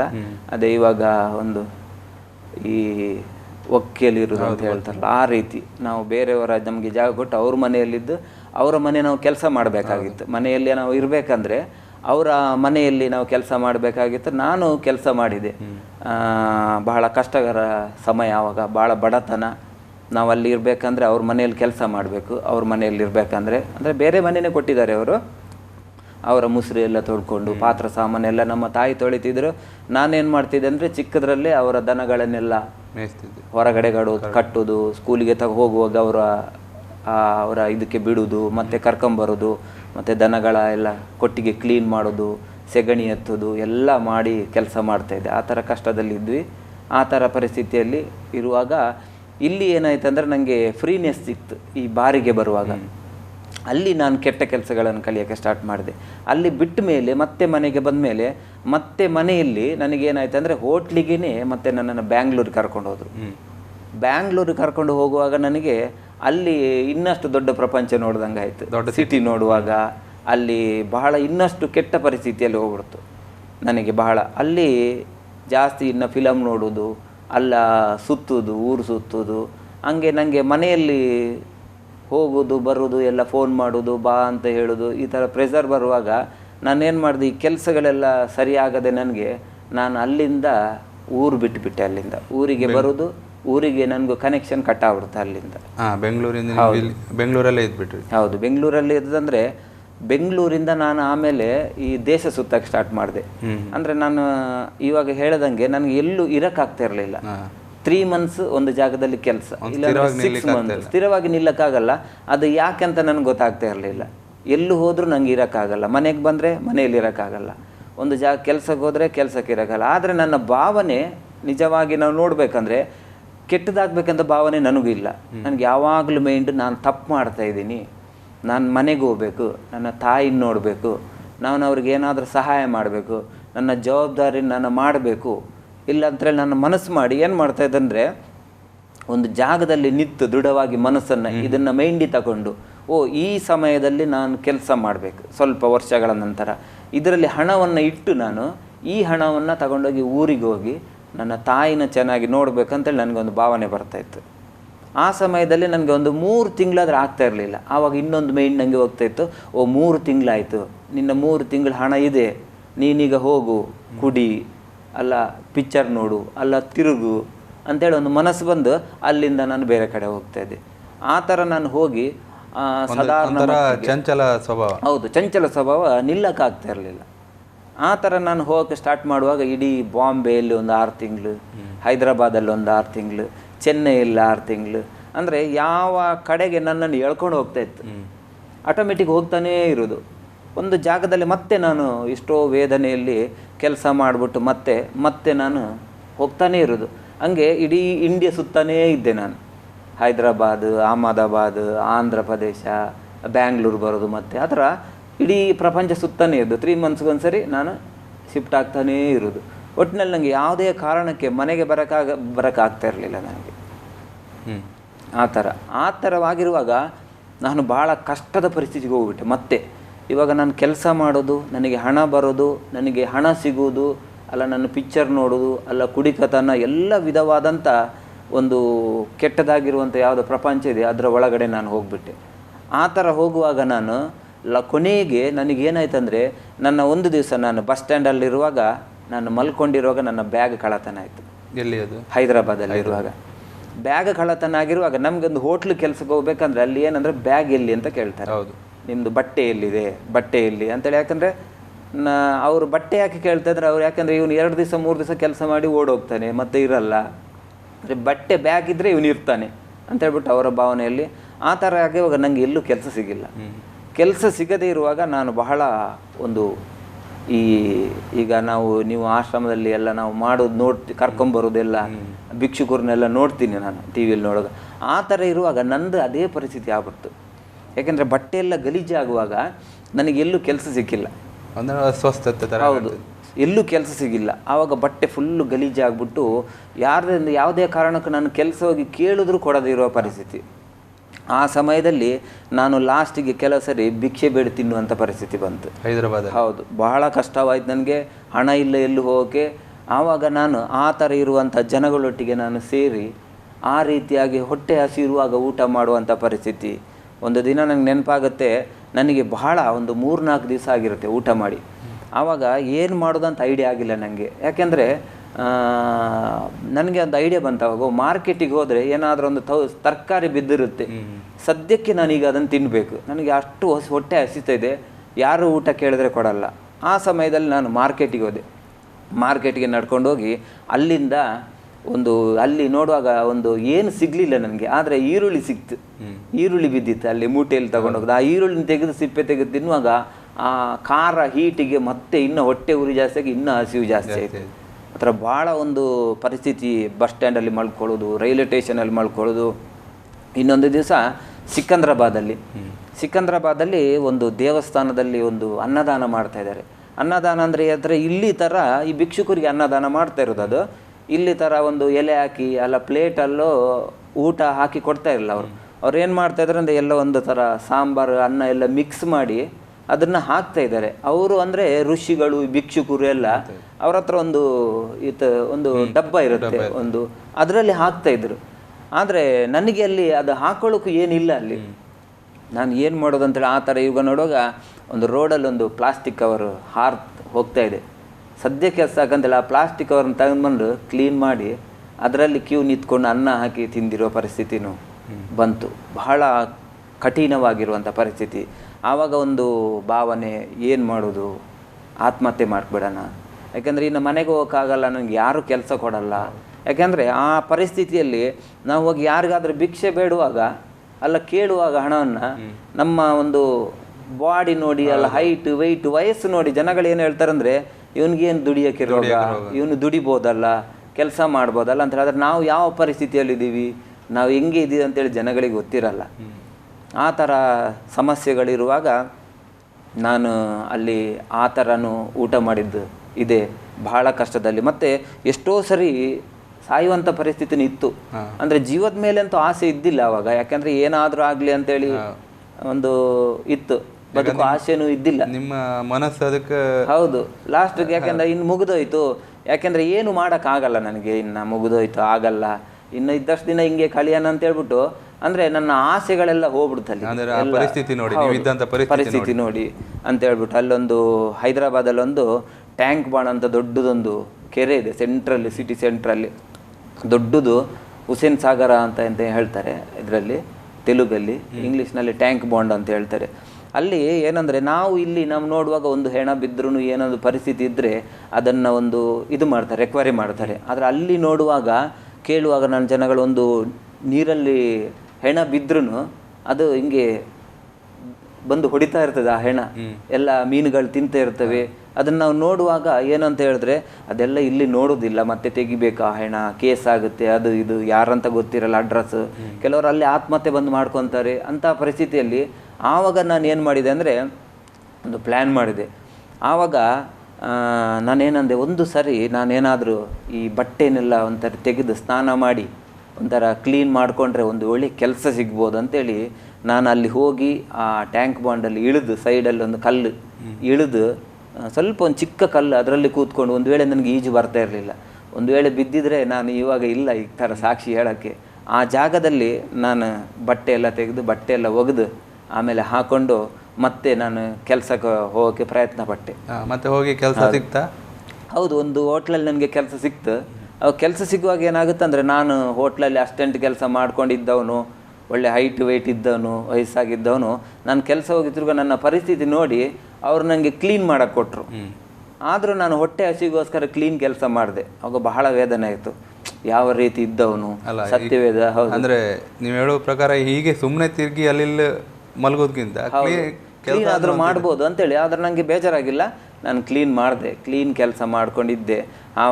ಇವಾಗ ನನಗೆ ನೆನಪಾಗುತ್ತೆ ಸತ್ಯವೇದ ವಾಕ್ಯದಲ್ಲಿ. ನನಗೆ ಆವಾಗ ನಮಗೆ ದೇವರು ಅಂದರೆ ಸತ್ಯವೇದ, ನಿಜ ದೇವರು ಯಾರಂದರೆ ನನಗೆ ಗೊತ್ತಿರಲಿಲ್ಲ. ಇವಾಗ ಆ ಪರಿಸ್ಥಿತಿನೆಲ್ಲ ನೆನಪು ಮಾಡುವಾಗ ನನಗೆ ಅನ್ಕೊತಿದ್ದೆ, ಯಾಕೆಂದರೆ ಕೆಟ್ಟ ಕುಮಾರ, ಕೆಟ್ಟ ಮಗ ಯಾವ ರೀತಿ ಆ ಪರಿಸ್ಥಿತಿ ನೆನೆಸ್ಕೊತಾನೆ ಅಂತ ಹೇಳ್ಬಿಟ್ಟು ನೆನಪಾಗುತ್ತೆ. ಆಮೇಲೆ ಕ್ಲೀನ್ ಮಾಡಿ ಕ್ಲೀನರ್ ಕೆಲಸ ಸೇರ್ಕೊಂಡ್ಬಿಟ್ರಿ? ಹೌದು. ಆಮೇಲೆ ಸೇರಿ ಆದ್ಮೇಲೆ ಅಲ್ಲಿಂದ ಊರಿಗೆ ಬಂದ್ರೆ ಮತ್ತೆ? ಇಲ್ಲ, ಆದ್ರೂ ಕೆಲಸ ಮಾಡಿದ್ಮೇಲೂ ಆ ಸ್ವಭಾವ ನನ್ನನ್ನು ಬಿಟ್ಟು ಹೋಗಿಲ್ಲ. ಯಾವ ಸ್ವಭಾವ ಅಂದರೆ ಕುಡಿಯುವುದಾಗಲಿ, ಮತ್ತೆ ಪಿಕ್ಚರ್ ನೋಡುವುದು, ತಿರುಗುವುದು. ಅಂದರೆ ಹಣ ಇರುವಾಗ ಏನಂದರೆ ಪಿಕ್ಚರ್ ನೋಡ್ಬೇಕಂದ್ರೆ ಬೆಳಿಗ್ಗೆಯಿಂದ ಸಾಯಂಕಾಲದವರೆಗೂ ಪಿಕ್ಚರ್ ನೋಡಬೇಕು. ಒಂದು ದಿನ 3 ಶೋ ಇದ್ದರೆ 3 ಶೋನು ಪಿಕ್ಚರ್ ನೋಡಬೇಕು. ಆ ಥರ ಒಂದು ಪರಿಸ್ಥಿತಿ ಬಿಡ್ತಾ ಇರಲಿಲ್ಲ ನನ್ನದು. ನನಗೆ ಮತ್ತೆ ನಾನು ಅಳ್ತಾ ಇದ್ದೆ, ಗೋಳಾಡ್ತಾ ಇದ್ದೆ, ಯಾಕೆ ನನಗೆ ಈ ಥರ ಆಗ್ತಿದೆ ಅಂತೇಳಿ. ಅಂದರೆ ದೇವ್ರ ಮೇಲೆ ಬಹಳ ಭಕ್ತಿ ಇತ್ತು ನನಗೆ. ದೇವ್ರ ಮೇಲೆ ಅಂದರೆ ನಿಜ ದೇವ್ರು ಯಾಗದು ಗೊತ್ತಿಲ್ಲದೆ ಮುಂಚೆ ನನಗೆ ಬಹಳ ಭಕ್ತಿ ಇತ್ತು ದೇವ್ರ ಮೇಲೆ. ದೇವರಿಗೆ ಅಂದರೆ ನಾನು ಡೈಲಿ ವಾರಕ್ಕೆ ಹೆಸರಿಗೆ ತಕ್ಕಂತೆ ಯಾವ ದೇವರುಗಳನ್ನು ಸೃಷ್ಟಿ ಮಾಡಿರ್ತಾರೆ ಆ ರೀತಿಯಾಗಿ ನಾನು ದೇವಸ್ಥಾನಕ್ಕೆಲ್ಲ ಹೋಗ್ತಾ ಇದ್ದೆ. ಅಂದರೆ ಏನಾದರೂ ಒಂದು ದೇವ್ರು ನನಗೆ ಕಾರ್ಯ ಮಾಡ್ಬೋದು, ನನ್ನನ್ನು ಬಿಡುಗಡೆ ಮಾಡ್ಬೋದು, ಯಾಕೆ ನನಗೆ ಈ ಥರ ಆಗ್ತಾಯಿದೆ, ಯಾಕೆ ನಾನು ಊರಿಗೆ ಹೋಗೋಕೆ ಆಗ್ತಾ ಇಲ್ಲ ಅಂತೇಳಿ ಬಹಳ ಯಾವಾಗಲೂ ಆಲೋಚನೆ ಮಾಡ್ತೇನೆ. ಈಗ ನೀವು ಹೇಳಿದ್ರಿ ಅಲ್ಲಿಂದ ಇಷ್ಟೆಲ್ಲ ಪರಿಸ್ಥಿತಿ ಅದು ಮನೆಯವರಿಗೆ ಏನು ಗೊತ್ತಿಲ್ಲ? ಇಲ್ಲ, ಮನೆಯವರಿಗೆ ಸಾಧಾರಣ ಅಂದರೆ ಕಾಂಟ್ಯಾಕ್ಟೇ ಇರಲಿಲ್ಲ? ಇಲ್ಲ, ಮನೆಯವರಿಗೆ ಕಾಂಟ್ಯಾಕ್ಟ್ ಇಲ್ಲ. ಆ ಟೈಮಲ್ಲಿ ಈ ಮೊಬೈಲ್ಗಳೆಲ್ಲ ಇದ್ದಿಲ್ಲ ಯಾವುದೇ ರೀತಿ ಕಾರಣಕ್ಕೂ. ಲೆಟ್ರ್ ಬರೀತು? ಹೌದು, ಲೆಟ್ರ್ ಬರಿಬೋದಿತ್ತು. ನನಗೆ ಲೆಟ್ರ್ ಬರೆಯೋಕ್ಕೆ ನನಗೆ ಅಡ್ರೆಸ್ ಗೊತ್ತಿರಲಿಲ್ಲ. ಆದರೆ ಊರಿಂದೊಂದು ಫೋನ್ ನಂಬರ್ ಇತ್ತು ಆವಾಗ. ಅಂದರೆ ಸಾಧಾರಣ ಮಟ್ಟಿಗೆ ಈ ಪಂಚಾಯತಿ ಅಂತೇಳಿ ಒಂದು ಆಫೀಸಲ್ಲಿ ಒಂದು ಫೋನ್ ಇರುತ್ತೆ. ಆ ಫೋನ್ ನಂಬರ್ ಚಿಕ್ಕದಿಂದ ಹಿಡಿದು ನನಗೆ ಈವಾಗಲೂ ನೆನಪಿದೆ. ಅದೇ ನಂಬರ್ ಇತ್ತು, ಬಹಳ ಅದೊಂದು ನೆನಪಿತ್ತು. ಆದರೆ ನಾನು ಫೋನ್ ಮಾಡೋಕ್ಕೆ ಹೋಗ್ತಾ ಇರಲಿಲ್ಲ. ಯಾಕಂದ್ರೆ ನಾನಿರೋ ಪರಿಸ್ಥಿತಿಯಲ್ಲಿ ಒಂದ್ಸರಿ ನಂತಿದ್ದಿಲ್ಲ, ನಾನು ದುಡಿಯೋಕ್ಕೆ ಹೋಗುವಾಗ ಏನು ಇಲ್ಲದೆ ಇರುವಾಗ ನಾನೀಗ ದುಡಿಬೇಕು, ದುಡ್ದು ಈ ಹಣವನ್ನು ಖಂಡಿತವಾಗಲೂ ಇಟ್ಕೊಂಡು ನಮ್ಮ ತಾಯಿನ ನೋಡಬೇಕು, ನಾನು ಊರಿಗೆ ಹೋಗಿ ಸೇರಬೇಕು ಅಂಥೇಳಿ. ಹಣ ಬರುವಾಗ ಇಲ್ಲ ನಾನಿವಾಗ ಕುಡಿಬೇಕು, ಜಾಲಿ ಮಾಡಬೇಕು, ಎಂಜಾಯ್ ಮಾಡಬೇಕು ಅಂತೇಳಿ ಆ ರೀತಿಯಾದ ಒಂದು ಪರಿಸ್ಥಿತಿ. ಆಮೇಲೆ ಕಾಂಟ್ಯಾಕ್ಟ್ ಆಯ್ತಾ ಮನೆಗೆ? ನೀವು ಅಲ್ಲಿ ಕ್ಲೀನರ್ ಕೆಲಸಕ್ಕೆ ಸೇರ್ಕೊಂಡಿಲ್ಲ? ಅಲ್ಲಿ ನಾನು ಕ್ಲೀನ್ ಕೆಲಸ ಮಾಡಿಕೊಂಡು ಅಲ್ಲಿಂದ ಮತ್ತೆ ಇದೇ ಥರ ಸುತ್ತ ಸುತ್ತ ಸುತ್ತ ಅಲ್ಲೂ ಬಿಟ್ಟುಬಿಟ್ರಿ? ಹೌದು, ಅಲ್ಲೂ ಬಿಟ್ಟುಬಿಟ್ಟೆ. ಮತ್ತು ಕೆಲವು ಸುತ್ತಿ ಇದೇ ಥರ ಸುತ್ತದೆ, ಎಲ್ಲಿ ಹೋದಿರ್ತಿರಲ್ಲ. ಆಮೇಲೆ ಕೊನೆಯದಾಗಿ ನಾನು ಮತ್ತೆ ಬ್ಯಾಂಗ್ಳೂರು ಪಟ್ಟಣಕ್ಕೆ ಬಂದೆ. ಬ್ಯಾಂಗ್ಳೂರು ಪಟ್ಟಣಕ್ಕೆ ಬರುವಾಗ ಅದೇ ರೀತಿ ನಾವು ಅಲ್ಲಿ ಬಂದು ನಾನು ಈ ಅಡಿಗೆ ಕೆಲಸಕ್ಕೆ ಸೇರಿಕೊಂಡೆ. ಹೌದು, ಈ ಮದುವೆ ಕೆಲಸಕ್ಕೆಲ್ಲ. ಮದುವೆ ಕೆಲಸ ಅಂದರೆ ಏನಂದರೆ ಅಲ್ಲಿ ಹೋಗಿ ನಾವು ತರಕಾರಿ ಎಲ್ಲ ಹಚ್ಚಿ ಬಡಿಸ್ಬಿಟ್ಟು ಮತ್ತೆ ಬರೋದು, ರೋಜ್ ಕೆಲಸ ಅಂತ ಹೇಳ್ತಾರೆ. ಆ ಕೆಲಸನ ನಾನು ಮಾಡ್ತಾ ಇದ್ದೆ. ಅಲ್ಲಿ ಮಾಡುವಾಗಲೂ ಅದರಲ್ಲೂ ಒಳ್ಳೆಯವರು ಅಂತೇಳಿ ಯಾರು ಇರಲ್ಲ. ಎಲ್ಲ ಡ್ರಿಂಕ್ಸ್ ಹೊಡೆಯೋರೆ, ಎಲ್ಲ ತಿರುಗೋದು, ಪಿಕ್ಚರ್ ನೋಡೋದು, ಬ್ಯಾಡ್ದಿದ್ದ ಕೆಲಸ ಮಾಡೋದು, ಅದೇ ಪರಿಸ್ಥಿತಿ ಇತ್ತು. ಅಲ್ಲೂ ಬಹಳ ಕಷ್ಟವನ್ನು ಪಟ್ಟೆ ನಾನು. ಬೆಂಗಳೂರಲ್ಲೂ ನಾನು ಬಹಳ ಕಷ್ಟಪಡುವಾಗ ಈ ಬಸ್ ಸ್ಟ್ಯಾಂಡಲ್ಲಿ ಮಲ್ಕೊಳ್ಳೋದು. ಆದರೆ ನಮ್ಮ ಹತ್ರ ಒಂದು ಹಾಕ್ಕೊಂಡಿರೋ ಪ್ಯಾಂಟ್ ಶರ್ಟ್ ಮಾತ್ರ ಇರುತ್ತೆ. ಮತ್ತೊಂದು ನಮಗೆ ಈ ಅಡಿಗೆ ಕೆಲಸ, ರೋಸ್ ಕೆಲಸಕ್ಕೂ ನಮ್ಗೆ ಅದೊಂದು ಕೆಂಪು ಪಂಚೆ ಬೇಕಾಗುತ್ತೆ. ಆ ಒಂದು ಪಂಚೆನ ನಾವು ಸೊಂಟಕ್ಕೆ ಕಟ್ಕೊಂಡು ಮತ್ತೆ ಒಂದು ಚಾಕು ತರಕಾರಿ ಹಚ್ಚಕ್ಕೆ ನಮ್ಮದೇ ಬೇಕಾಗುತ್ತೆ, ಅಲ್ಲಿ ಕೊಡಲ್ಲ. ಆ ಚಾಕುನ ನಾವು ಸೊಂಟದಲ್ಲಿ ಇಟ್ಕೊತೀವಿ. ಆ ಸೊಂಟದಲ್ಲಿ ಇಟ್ಕೊಂಡು ಪಂಚೆನ ಅದರ ಮೇಲೆ ಸುಟ್ಕೊಂಡು ಪ್ಯಾಂಟ್ ಶರ್ಟ್ ಹಾಕ್ಕೊಂಡು ನಾವೇನು ಮಾಡ್ತೀವಿ ಅಂದರೆ ಬಸ್ ಸ್ಟ್ಯಾಂಡಲ್ಲಿ ಮಲ್ಕೊತೀವಿ. ಬಸ್ ಸ್ಟ್ಯಾಂಡಲ್ಲಿ ನಾವು ಮಲ್ಗುವಾಗ ಬಹಳ ಚಳಿ ಆ ಟೈಮಲ್ಲಿ ಬೆಂಗಳೂರಲ್ಲಿ. ಆ ಚಳಿಯಲ್ಲಿ ಮಲ್ಕೊಳ್ಳುವಾಗ ಬೆಳಿಗ್ಗೆ ಸಮಯದಲ್ಲಿ ಒಂದು 5 ಗಂಟೆ ಸಮಯದಲ್ಲಿ ನಮಗೆ ಪೊಲೀಸ್ನವ್ರು ಬಂದು ಹೊಡೆಯುವರು. ಪೊಲೀಸ್ನವ್ರು ಆ ಚಳಿಗೆ ಬಂದು ಹೊಡೆಯುವಾಗ ಆ ನೋವಿನಲ್ಲಿ ಎದ್ದು ಓಡಿ ಹೋಗಿ ನಾವು ರೈಲ್ವೆ ಸ್ಟೇಷನಲ್ಲಿ ಮಲ್ಕೊಳ್ಳೋದು. ರೈಲ್ವೆ ಸ್ಟೇಷನಲ್ಲಿ ಮಲ್ಕೊಳ್ಳುವಾಗ ನಮಗೆ ನಿದ್ದೆ ಸಮಯದಲ್ಲಿ ಬೆಳಿಗ್ಗೆ ಬಂದೊಂದು ಪೊಲೀಸ್ ವ್ಯಾನ್ ಬರೋದು, ರಿಸರ್ವ್ ವ್ಯಾನ್. ಅದರಲ್ಲಿ ಒಂದು ಹಿಡ್ಕೊಂಡ್ರೆ, ನಮ್ಮನ್ನು ತಪ್ಪಿಸ್ಕೊಂಡ್ರೆ ಪರವಾಗಿಲ್ಲ, ಹಿಡಿದ್ಬಿಟ್ಟು ನಮ್ಮನ್ನು ಜೈಲಿಗೆ ತಗೊಂಡೋಗಿ ಹಾಕೋರು. ಜೈಲಿಗೆ ತಗೊಂಡೋಗಿ ಹಾಕಿ ಅಲ್ಲಿ ಕೋರ್ಟಲ್ಲಿ ಪ್ರೊಡ್ಯೂಸ್ ಮಾಡಿ ಆ ಟೈಮಲ್ಲಿ ಹೌದು, ಒಂದು ದಿವಸ ನಾನು ಅರೆಸ್ಟ್ ಆಗಿ ನಮ್ಮನ್ನು ಕರ್ಕೊಂಡೋಗಿ ಜೈಲಲ್ಲಿ ಹೋಗಿ ಅಲ್ಲಿ ಹಾಕ್ತಾರೆ. ಜೈಲಲ್ಲಿ ಹೋಗಿ ಹಾಕುವಾಗ ಅಲ್ಲಿ ನಮ್ಮನ್ನು ಕೋರ್ಟಿಗೆ ಪ್ರೊಡ್ಯೂಸ್ ಮಾಡಿದ್ರೆ ಅಲ್ಲಿ ನಮಗೆ ಒಂದು ಫೈನ್, ಒಂದು ಇಷ್ಟಂತ ಫೈನ್ ಹೇಳ್ತಾರೆ. ಅದು ನಮ್ಗೆ ಕಟ್ಟಾಗಿ ಹಣ ಇಲ್ಲ ಅಂದರೆ ಮತ್ತೆ ಅದರ ಪರವಾಗಿ ಮತ್ತೆ ಇಷ್ಟು ದಿನ ಜೈಲು ಅಂತ. ಅಲ್ಲಿ ನಮಗೆ ಕಸ ಗುಡಿಸೋದು ಎಲ್ಲ ಅಂತ ದೊಡ್ಡದಲ್ಲಿ ಕೇಸ್ ಅಲ್ಲ ನಮ್ಮದು, ಈ ಪಿಟ್ಟಿ ಕೇಸ್ ಅಂತ ಹೇಳಿ ಆ ಥರ. ಅಲ್ಲಿ ಪಾತ್ರೆ ತೊಳೆಯೋದು, ಕಸ ಗುಡಿಸೋದು, ಮತ್ತು ಹೊರಗಡೆ ಬಿಡ್ತಾಯಿದ್ರು. ಮತ್ತೆ ಅದೇ ಪರಿಸ್ಥಿತಿ, ಮತ್ತೆ ಅಡಿಗೆ ಕೆಲಸಕ್ಕೆ ಹೋಗೋದು, ಮತ್ತು ಎಲ್ಲ ಅಂದರೆ ನಮ್ಮ ಸಂಘ ಯಾವುದಂದರೆ ಎಲ್ಲ ಕೆಟ್ಟವ್ರ ಜೊತೆನೆ ಸೇರಿ ಇದು ಮಾಡೋದು, ಆ ಥರ ಎಲ್ಲ ಪರಿಸ್ಥಿತಿಯಲ್ಲಿ ಬ್ಯಾಂಗ್ಳೂರು ಪಟ್ಟಣದಲ್ಲೂ ಬಹಳ ಕಷ್ಟಗಳನ್ನು ಪಟ್ಟೆ. ಇದೊಂದು 15 ವರ್ಷದ ಹಿಂದಿನ ಕಥೆ. ಹೌದು, ಸಾಧಾರಣ ಮಟ್ಟಿಗೆ ನಾನು ಆ ಥರ ದೇವರ ರಕ್ಷಣೆ ಬರೋ ಮುಂಚೆ, ದೇವರ ಸುವಾರ್ತೆ ಸಿಗೋ ಮುಂಚೆ ಸಾಧಾರಣ ನಾನು ಊರು ಬಿಟ್ಟು ಒಂದು 15 ವರ್ಷ ಸಾಧಾರಣ ಮಟ್ಟಿಗೆ ನಾನು ಊರಿಗೆ ಹೋಗಲೇ ಇಲ್ಲ. ಊರಿದು ಕಾಂಟ್ಯಾಕ್ಟೇ ಇಲ್ಲ ನನಗೆ. 15 ವರ್ಷ 15 ವರ್ಷ ನನ್ನ ಅಂದಾಜು. ಅವ್ರು ಏನು ಅನ್ಕೊಂಡಿದ್ದಾರೆ ಅಂದರೆ ಇವನಿಲ್ಲ ಅಂದರೆ ಇನ್ನು ಸತ್ತೋಗಿರ್ಬೋದು, ಇಲ್ಲ ಏನು ವಿಷಯ ಅಂತ ಗೊತ್ತಿಲ್ಲ ಅಂತೇಳಿ ಅವ್ರು ನನ್ನನ್ನು ಮರ್ತೇ ಬಿಟ್ಟಿದ್ರು. ಯಾಕೆಂದ್ರೆ ನನಗೆ ಬರೋಕ್ಕೆ ಆಗಿಲ್ಲ ಊರಿಗೆ. ನಮಗೆ ಬಹಳ ಕಷ್ಟ ಇತ್ತು ನೋಡುವಾಗ. 3 ಜನ ಅಕ್ಕಂದಿರು, ನಮ್ಮ ತಾಯಿ ಮಾತ್ರ, ಮನೆ ಇಲ್ಲ, ಬೇರೆಯವರು ಇದರಲ್ಲಿ ಇರೋದು ನಾವು ಅಂತೇಳಿ ಬಹಳ ಕಷ್ಟ ಇರುವಾಗ ಅವರ ಒಬ್ಬನೇ ಒಬ್ಬ ಮಗ ಎಲ್ಲ ನನಗೆ ಗೊತ್ತಾಗ್ತಾ ಇದೆ. ನಾನು ಇದ್ದದ್ದು ಒಬ್ಬನೇ ಆಧಾರ ಮಗ, ನನ್ನನ್ನು ಕಳ್ಕೊಂಡಿರೋ ಅವ್ರು ಎಂಥ ಪರಿಸ್ಥಿತಿಯಲ್ಲಿ ಇರ್ಬೋದು, ಎಷ್ಟು ವೇದನೆಯಲ್ಲಿರ್ಬೋದು, ಏನು ಸಮಸ್ಯೆಯಲ್ಲಿ ಇರ್ಬೋದು ಅಂತೇಳಿ ಯಾವಾಗಲೂ ನನಗೆ ಇದು ಬರ್ತಾ ಇತ್ತು. ಆದರೆ ನನ್ನನ್ನು ಅದೊಂದು ಒಂದು ಯಾವುದೇ ರೀತಿಯಲ್ಲಿ ಅದೆಲ್ಲ ನನಗೆ ಅಲ್ಲ ಹೋಗೋಕ್ಕೆ ಆಗ್ತಾ ಇರಲಿಲ್ಲ. ಅದೊಂದು ಸ್ಟೇಜಿಗೆ ನಾನು ಬರೋಕ್ಕಾಗ್ತಾ ಇರಲಿಲ್ಲ. ಮುಂದೆ ಹೇಗೆ ಕಾಂಟ್ಯಾಕ್ಟ್ ಆಯಿತು ಮನೆಗೆ? ಆ ಥರ ಇರುವಾಗ ನಾನು ಅದೇ ಬೆಂಗಳೂರಿನಲ್ಲಿದ್ರಿ? ಹೌದು, ಬ್ಯಾಂಗ್ಳೂರಿನಲ್ಲಿ ಇರುವಾಗ ನಾನು ಅಡಿಗೆ ಕೆಲಸಕ್ಕೆ ಮಾಡ್ತಾ ಇರುವಾಗ ನನಗೆ ಅಡಿಗೆ ಕೆಲಸದಲ್ಲಿ ಒಬ್ಬರು ಈ ಸೇವಕರ ಮನೆಯವರು ಅವರು ಅಡಿಗೆ ಕೆಲಸಕ್ಕೆ ಬರ್ತಾಯಿದ್ರು. ಅಡಿಗೆ ಕೆಲಸ ಅವರು ಆ ಜಾಗದಲ್ಲಿ ಈ ಯೇಸು ಸ್ವಾಮಿ ಬಗ್ಗೆ ಸುವಾರ್ತೆ ಹೇಳ್ತಾ ಇದ್ರು. ಆದರೆ ಯೇಸು ಸ್ವಾಮಿ ಯಾರಂತಲೇ ಗೊತ್ತಿಲ್ಲದಿರುವ ಸಮಯದಲ್ಲಿ, ಯೇಸು ಸ್ವಾಮಿ ಅಂದರೆ ಯಾರಂತ ಗೊತ್ತಿಲ್ಲ ನಮಗೆ, ದೇವರು ಯಾರಂತ ಗೊತ್ತಿಲ್ಲ. ಅದಕ್ಕಿಂತ ಮುಂಚೆ ನಾನು ಬಹಳ ಭಕ್ತಿಯಲ್ಲಿ ನಾನು ನಡೀತಾ ಇದ್ದೆ. ಅವರು ಏನು ಮಾಡ್ತಾಯಿದ್ರು, ಯೇಸು ಸ್ವಾಮಿ ಬಗ್ಗೆ ಹೇಳ್ತಾ ಇದ್ರು. ಅಲ್ಲಿ ಯೇಸು ಸ್ವಾಮಿ ಹಾಗೆ ಮಾಡ್ತಾರೆ, ಯೇಸು ಸ್ವಾಮಿ ಹೀಗೆ ಮಾಡ್ತಾರೆ, ಹಂಗೆ ಮಾಡ್ತಾರೆ, ಹಿಂಗೆ ಮಾಡ್ತಾರೆ. ಆವಾಗ ನಾನು ಬಹಳ ವಾದಗಳನ್ನು ಮಾಡ್ತಾಯಿದ್ದೆ. ಅದಕ್ಕಿಂತ ಮುಂಚೆ ನನಗೊಂದ್ಸರಿ ಸುವಾರ್ತೆ ಸಿಕ್ತು. ಸಿಕಂದ್ರಾಬಾದಿಂದ ನಾನು ವಿಶಾಖಪಟ್ಟಣಕ್ಕೆ ಹೋಗ್ತಾಯಿದ್ದೆ. ವಿಶಾಖಪಟ್ಟಣಕ್ಕೆ ಹೋಗುವಾಗ ಟ್ರೈನಲ್ಲಿ ಬಂದು ಒಬ್ಬರು ಟ್ರ್ಯಾಕ್ಸ್ ತಂದು ಕೊಟ್ಬಿಟ್ಟು ಸುವಾರ್ತೆನ ಹೇಳಿದ್ರು. ನಾನು ಬೈದ್ಬಿಟ್ಟು ಕಳಿಸಿದ್ದೆ ಅವ್ರನ್ನ ಆ ಟೈಮಲ್ಲಿ. ಆಮೇಲೆ ನಾನು ಅದ್ರ ಬಗ್ಗೆ ಏನು ತಲೆಗೆಡ್ಸ್ಕೊಂಡಿಲ್ಲ. ಆಮೇಲೆ ಈ ಸಿಕಂದ್ರಾಬಾದಲ್ಲಿ ಇರುವಾಗ, ನಾನು ಹೈದ್ರಾಬಾದಲ್ಲಿ ಇರುವಾಗ ಈ ಗ್ರೌಂಡ್ ಮೀಟಿಂಗಲ್ಲೆಲ್ಲ ನಡೀತಾ ಇತ್ತು. ಅಲ್ಲಿ ಆ ಗ್ರೌಂಡ್ ಮೀಟಿಂಗ್ ನಡೆಯುವಾಗ ಅವರು ಬೊಬ್ಬೆ ಹಾಕ್ತಾಯಿದ್ರು, ಅನ್ಯ ಭಾಷೆ ಮಾತಾಡ್ತಿದ್ರು. ಅಂದರೆ ಏನಂತ ಗೊತ್ತಾಗ್ತಿರ್ಲಿಲ್ಲ. ಆದರೆ ಅವರ ಒಂದು ಪ್ರಾರ್ಥನೆ ನನಗೆ ಈವಾಗಲೂ ನೆನಪಿದೆ. ಅಂದರೆ ಈ ಗ್ರೌಂಡಲ್ಲಿರುವ ಸುತ್ತಪಕ್ಕ ಇರುವಂಥ ಅಕ್ಕಪಕ್ಕದಲ್ಲಿರುವಂಥ ಯಾರೆಲ್ಲ ಇದ್ದಾರೆ ದೇವ್ರನ್ನವ್ರನ್ನ ಮುಟ್ಲಿ ಅಂತೇಳಿ ಪ್ರಾರ್ಥನೆ ಮಾಡ್ತಾರೆ. ಅದು ನಂಗೆ ತಮಾಷೆಯಾಗಿ ಕಾಣ್ತಾ ಇತ್ತು ಅದೊಂದು. ಅದು ಏನು ಮುಟ್ಟುದು ದೇವರು, ನಮ್ಮದು ನೋಡಿದ್ರೆ ಈ ಥರ ದೇವರು, ನಾವು ಈ ಥರ ಆಡಂಬರವಾಗಿ ಎಲ್ಲ ಆರಾಧನೆ ಮಾಡ್ತೀವಿ, ಹಂಗೆಲ್ಲ ಇದೆ, ಏನೆಲ್ಲ ವಿಶೇಷವಾಗಿ ನಾವು ಮಾಡ್ತೀವಿ. ಇವ್ರು ಬರೀ ಒಂದು ಸತ್ತೋಗಿರುವ ದೇವರು, ಸತ್ತೋಗಿದ್ದಾರೆ, ಅವ್ರನ್ನ ಶಿಲುಬೆಯಲ್ಲಿ ಹಾಕಿದ್ದಾರೆ. ಅದು ಯಾವ ರೀತಿ ಅದ್ಭುತ ಮಾಡೋಕ್ಕಾಗ್ತಾಯಿದೆ, ಇವರು ಯಾವ ರೀತಿ ಅದನ್ನು ಆರಾಧನೆ ಮಾಡ್ತಾರೆ ಅಂತ ಹೇಳಿದ್ರೆ ನನ್ನಲ್ಲೊಂದು ಪ್ರಶ್ನೆ ಇತ್ತು. ಆತ ಇರುವಾಗ ಮತ್ತೆ ಇಲ್ಲಿ ಬ್ಯಾಂಗ್ಳೂರು ಪಟ್ಟಣದಲ್ಲಿ ಮತ್ತೆ ಯೇಸು ಸ್ವಾಮಿ ಬಗ್ಗೆ ಸುವಾರ್ತೆ ಬರಕ್ಕೆ ಸ್ಟಾರ್ಟ್ ಆಯಿತು. ಅದೇ ರೋಜ್ ಅಡಿಗೆ, ಹೌದು, ರೋಜ್ ಅಡಿಗೆಯಲ್ಲೇ ಕೆಲಸ ಮಾಡ್ತಿರೋಗೊಬ್ರು. ಅದೇ ನಾನು ಹೇಳ್ದಂಗೆ ಎಲ್ಲರೂ ಕೆಟ್ಟವರಾಗಿರಲ್ಲ, ಒಳ್ಳೆಯವರು ಇರ್ತಾರೆ ಅದರಲ್ಲಿ. ಅದೇ ರೀತಿ ಹೇಳೋದು ಅವ್ರು ನನಗೆ ಸುವಾರ್ತೆನ ಹೇಳಕ್ಕೆ ಸ್ಟಾರ್ಟ್ ಮಾಡಿದ್ರು. ಅವರು ಕೆಟ್ಟರಾಗ್ಲಿಕ್ಕಿಲ್ಲ, ಪರಿಸ್ಥಿತಿ ಅವ್ರನ್ನ ಹಾಗೆ ನಿಮ್ಗೆ ಆದಂಗೆ ಹೌದು ಉಳಿದವರಿಗೂ ಹಾಗೆ ಆಗ್ತದೆ. ಏನೋ ಒಂದು ಬಡತನದಿಂದ ಒಂದು ಕಾರಣದಿಂದ ಆ ಥರ ಇರುವಾಗ ನನಗೆ ಅವ್ರ ಸುವಾರ್ತೆನ ಹೇಳುವಾಗ ನನಗೆ ಒಂದ್ಸರಿ ಮನಸ್ಸಿಗೆ ಬಂತು, ಯಾಕೆ ನಾನು ಒಂದ್ಸರಿ ಟ್ರೈ ಮಾಡಬಾರ್ದು ಯೇಸು ಸ್ವಾಮಿನ ಅಂತೇಳಿ. ಯಾಕೆಂದರೆ ಬಹಳ ನಾನು ಪ್ರಯತ್ನ ಪಡ್ತಾಯಿದ್ದೆ, ಬಹಳ ಕಠಿಣ ಕೆಲವು ಪ್ರಾರ್ಥನೆಗಳನ್ನು ಮಾಡ್ತಾಯಿದ್ದೆ. ಎಲ್ಲ ರೀತಿಯಲ್ಲೂ ಬೆಳಿಗ್ಗೆ ಎದ್ದೇಳೋದು, ಸ್ನಾನ ಮಾಡೋದು, ತಣ್ಣೀರು ಎಲ್ಲ ಹೋಗೋದು, ಪ್ರಾರ್ಥನೆ ಮಾಡಿ ಬರೋದು, ಎಲ್ಲವನ್ನು ಮಾಡ್ತಾಯಿದ್ದೆ. ಶುಕ್ರವಾರ ಒಂದು ದೇವಸ್ಥಾನ, ಸೋಮವಾರ ಒಂದು ದೇವಸ್ಥಾನ. ಆದ್ರೂ ನಿಮ್ಮಲ್ಲಿ ಒಂದು ಪ್ರಶ್ನೆ ಇರ್ತಿತ್ತು, ಹೌದು, ಯಾಕೆ ಹೀಗೆ ಆಗ್ತಿದೆ ನನ್ನಲ್ಲಿ? ಹೌದು, ಇಷ್ಟು ನಾನು ಭಕ್ತಿ ಮಾಡಿದ್ರೂ, ಯಾಕೆಂದರೆ ಸತ್ಯವೇದ ವಾಕ್ಯ ಹೇಳುದು ಯಾಕೆ ಅಂದರೆ ಸತ್ಯವೇದ ಯಾವತ್ತೂ ಸತ್ಯನ ಹೇಳುತ್ತೆ. ಅದೇ ರೀತಿಯಾಗಿ ಆ ಟೈಮಲ್ಲಿ ನಾನು ಈಗ ಆಲೋಚನೆ ಮಾಡುವಾಗ ಯಾಕೆ ಆ ರೀತಿ ಭಕ್ತಿ ತೋರ್ತದೆ ಅಂತೇಳಿ ಸತ್ಯವೇದ ಹೇಳೋದನ್ನು ಇವರು ತೋರ್ಪಡಿಸೋಗೋಸ್ಕರ ಬೀದಿಯಲ್ಲಿ ಘನ ಬರಬೇಕು, ಅಲ್ಲ ಜನಗಳಿಗಿಂದ ಒಂದು ಮಾನ ಬರಬೇಕಂತೇಳಿ ಮಾಡ್ತಾರಂತೇಳಿ ನಾನು ಇವಾಗ ಆಲೋಚನೆ ಮಾಡುವಾಗ ಆ ಭಕ್ತಿ ಇವಾಗ ಅದಕ್ಕೆ ಟ್ಯಾಲಿ ಆಗುತ್ತೆ. ಯಾಕೆ ನಾನು ಆ ಥರ ಭಕ್ತಿ ತೋರಿಸ್ತಿದ್ದೆ ಅಂದರೆ, ಯಾವ ಜಾಗದಲ್ಲಿ ನಾನು ಇರ್ತೀನೋ ಆ ಜಾಗದಲ್ಲಿ ಜನನನ್ನು ಹೊಗಳಬೇಕು, ಓ ಒಳ್ಳೆ ಭಕ್ತಿ ಇರುವಂಥ ಹುಡುಗ, ಆ ಭಾವನೆ ಬರಬೇಕಂತೇಳಿ ಆ ಥರ ಕಷ್ಟಪಟ್ಬಿಟ್ಟು ನಾನು ಭಕ್ತಿ ತೋರಿಸ್ತಾ ಇದ್ದೆ. ಫಾರ್ ಎಕ್ಸಾಂಪಲ್ ಇವಾಗ ನಾನು ಹೇಳುವಾಗ, ನಾನು ಅಲ್ಲಿ ಬ್ಯಾಂಗ್ಳೂರಲ್ಲಿ ನನಗೊಂದೊಬ್ಬ ಒಳ್ಳೆ ಸ್ನೇಹಿತ ಸಿಕ್ಕಿದ. ಅವನು ಲಿಂಗಾಯತನಾಗಿದ್ದ. ಅವನು ನಾನು ಒಟ್ಟಿಗೆ ಇದ್ದೀವಿ. ಅವನು ಯಾವ ರೀತಿ ಅಂದರೆ ನಾವು ಬಹಳ ಕ್ಲೋಸ್ ಆಗಿದ್ದೀವಿ. ನಮಗೆ ಅಲ್ಲಿ ಅವನು ಲಿಂಗಾಯತ, ಅವನಿಗೆ ಮದುವೆ ಆಯಿತು. ಮದುವೆ ಆಗಿ ಅವನಿಗೆ ಮದುವೆ ಆಗಿ ಅವನ ತಂಗಿನ ನನಗೆ ಮದುವೆ ಮಾಡಿಸ್ಬೇಕಂತ ಇದ್ದರು ಲಿಂಗಾಯತ ದೀಕ್ಷೆ ಕೊಟ್ಟು ಇವನಿಗೆ ಮದುವೆ ಮಾಡಿಸಿ. ಹೌದು, ಬ್ಯಾಂಗ್ಳೂರಲ್ಲಿ ಅಂತ ಹೇಳ್ಬಿಟ್ಟು ನನಗೂ ಬಹಳ ಕಾತುರದಿಂದಲೇ ಇದ್ದೆ ನಾನು. ಯಾಕೆಂದರೆ ಊರಿಗೆ ಹೋಗೋಕ್ಕಾಗಿಲ್ಲ, ನನಗೆ ಏನು ಮಾಡೋಕ್ಕಾಗಿಲ್ಲ. ಯಾಕೆಂದರೆ ಬರ್ತಾ ವಯಸ್ಸಾಗ್ತಾ ಬರುವಾಗ ನಮಗೆ ಅಟ್ಲೀಸ್ಟ್ ಆ ಟೈಮಿಗೆ ಒಂದು ಮದುವೆಯಾಗಿ ನಾವು ಸೆಟ್ಲ್ ಆಗಬೇಕು.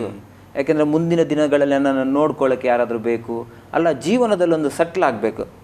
ಯಾಕೆಂದರೆ ಮದುವೆ ಕೆಲಸಕ್ಕೆ ನಾವು ಹೋಗ್ತಾ ಇರುವಾಗ, ಮದುವೆ ನೋಡುವಾಗ, ಮದುವೆ ಜನಗಳು ಬರುವಾಗ, ಅವರ ಫ್ಯಾಮಿಲಿನ ನೋಡುವಾಗ, ಅವರ ಮಕ್ಕಳನ್ನ ನೋಡುವಾಗ, ಎಲ್ಲರೂ ನೋಡುವಾಗ ಏನೋ ಒಂದು ಭಾವನೆ, ನನ್ನ ಪರಿಸ್ಥಿತಿ ಇಷ್ಟೇನಾ, ಎಷ್ಟು ಚೆನ್ನಾಗಿದ್ದಾರಲ್ಲ ಓಡಾಡಿಕೊಂಡು, ಎಷ್ಟು ಜನ ಮದುವೆ ಆಗ್ತಿದ್ದಾರೆ, ಯಾಕೆ ಈ ಥರ ಆಯಿತು, ಹಿಂಗೆ ಇರುತ್ತಂತ ಹೆಂಗೆ ಹೇಳೋದು ನಾವು, ಏನಾದರೂ ಹೆಚ್ಚು ಕಮ್ಮಿ ಆಗ್ಬೋದು ನಾಳೆ, ಯಾರು ನೋಡ್ಕೊತಾರೆ, ಊರಿಗಂತೂ ಹೋಗೋಕ್ಕಾಗಲ್ಲ, ಇನ್ನು ಊರಿದು ಎಷ್ಟು 15 ವರ್ಷ ಆಯಿತು, ಅದರ ಇನ್ನು ನೋಡೋಕ್ಕಾಗೋದಿಲ್ಲ ಅಂತೇಳಿ ನಾನು ಪರಿಸ್ಥಿತಿ ಆಲೋಚನೆ ಮಾಡ್ತಿರುವಾಗ, ಬಹಳ ಕಷ್ಟದಲ್ಲಿರುವಾಗ, ಬಹಳ ತೊಂದರೆಯಲ್ಲಿರುವಾಗ ನಾನು ಏನು ಅಂದ್ಕೊಂಡೆ, ಕೊನೆಯದಾಗಿ ಊರಿಗೆ ಹೋಗೋಕ್ಕಾಗಿಲ್ಲ, ಅಟ್ಲೀಸ್ಟ್ ಒಂದು ಮದುವೆ ಆಗೋಣ, ಮದುವೆ ಆಗಿಬಿಟ್ಟು ಅದರ ಲೈಫ್ ಒಂದು ಸೆಟ್ಲ್ ಮಾಡೋಣ ಅಂತೇಳಿ ಪ್ಲ್ಯಾನ್ ಮಾಡ್ತಿರುವಾಗ ಅಲ್ಲಿ ನನಗೊಂದು ಅವಕಾಶ ಸ್ಟಾರ್ಟ್ ಆಗ್ಬಿಡುತ್ತೆ. ಅಲ್ಲಿ ಅವನು ಫ್ರೆಂಡ್ ಮುಖಾಂತರ, ಅವ್ರ ಮನೆಯಲ್ಲೇ ನಾನಿದ್ದೆ, ಚೆನ್ನಾಗಿದ್ವಿ, ನಾವು ಚೆನ್ನಾಗಿ ನೋಡ್ಕೊಂಡಿದ್ರು. ಆದರೆ ದೇವರ ಚಿತ್ತವನ್ನು ಯಾರು ಮಾರ್ಪಡಿಸೋಕ್ಕಾಗಲ್ಲ, ದೇವರು ಹೆಸರಿಡಿದು ಕರೆದ ಮೇಲೆ. ಆ ರೀತಿಯಾಗಿರುವಾಗ ಆ ರೀತಿಗೋಸ್ಕರ ನಾನು ಭಕ್ತಿ ತೋರಿಸ್ತಾ ಇದ್ದೆ. ಈಗ ಫಾರ್ ಎಕ್ಸಾಂಪಲ್ ಶಿವರಾತ್ರಿ ಬಂದರೆ ಏನು ಮಾಡ್ತಿದ್ದೆ ಅಂದರೆ, ಬೆಳಿಗ್ಗಿಂದ ಸಾಯಂಕಾಲದವರೆಗೆ ಶಿವಾಷ್ಟೋತ್ರ ಒಂದು ಬುಕ್ ಇರ್ತಾಯಿತ್ತು, ಅದನ್ನು ನಾನು ಫುಲ್ಲು ಪಠನ ಮಾಡ್ತಿದ್ದೆ ಬೆಳಗಿನ ತನಕ. ಆಮೇಲೆ ಬೆಳಿಗ್ಗೆದ್ದು ಆಮೇಲೆ ಸ್ನಾನ ಮಾಡಿ ಯಾವುದಾದ್ರು ಒಂದು ದೇವಸ್ಥಾನಕ್ಕೆ ಹೋಗಿ ಆಮೇಲೆ ಬಂದು ಊಟ ಮಾಡ್ತಿದ್ದೆ. ಇದು ಯಾಕೆ ಅಂದರೆ, ನಾನೊಂದು ಒಳ್ಳೆ ವ್ಯಕ್ತಿ ಅಂತ ಅವ್ರ ಹತ್ರ ತೋರಿಸ್ಪಡಿಸ್ಬೇಕು, ಅವ್ರಿನ್ನು ಈ ಮದುವೆ ಕಾರ್ಯಗಳು ಇನ್ನೂ ಸ್ಪೀಡ್ ಆಗಬೇಕು ಅಂತ ಹೇಳ್ಬಿಟ್ಟು ಆ ರೀತಿ ಒಂದು ಬಹಳ ಟ್ರೈ ಮಾಡ್ತಿದ್ದೆ. ನಾನೊಂದು ಸೆಟ್ಲ್ ಆಗಬೇಕು ಎಲ್ಲಾದರೂ, ನಾನು ಒಳ್ಳೆಯವನು ಅನ್ಸ್ಕೊಂಡು ಆದ್ಮೇಲೆ ನಾನು ಒಳ್ಳೆಯ ಅನ್ಸ್ಕೊಳ್ಳೋ ಥರ ನಾನು ಆ್ಯಕ್ಟಿಂಗ್ ಮಾಡ್ತಾಯಿದ್ದೆ. ಹೌದು ಹೌದು. ಮುಂದೆ ಏನಾಯ್ತು ಹಾಗೆ?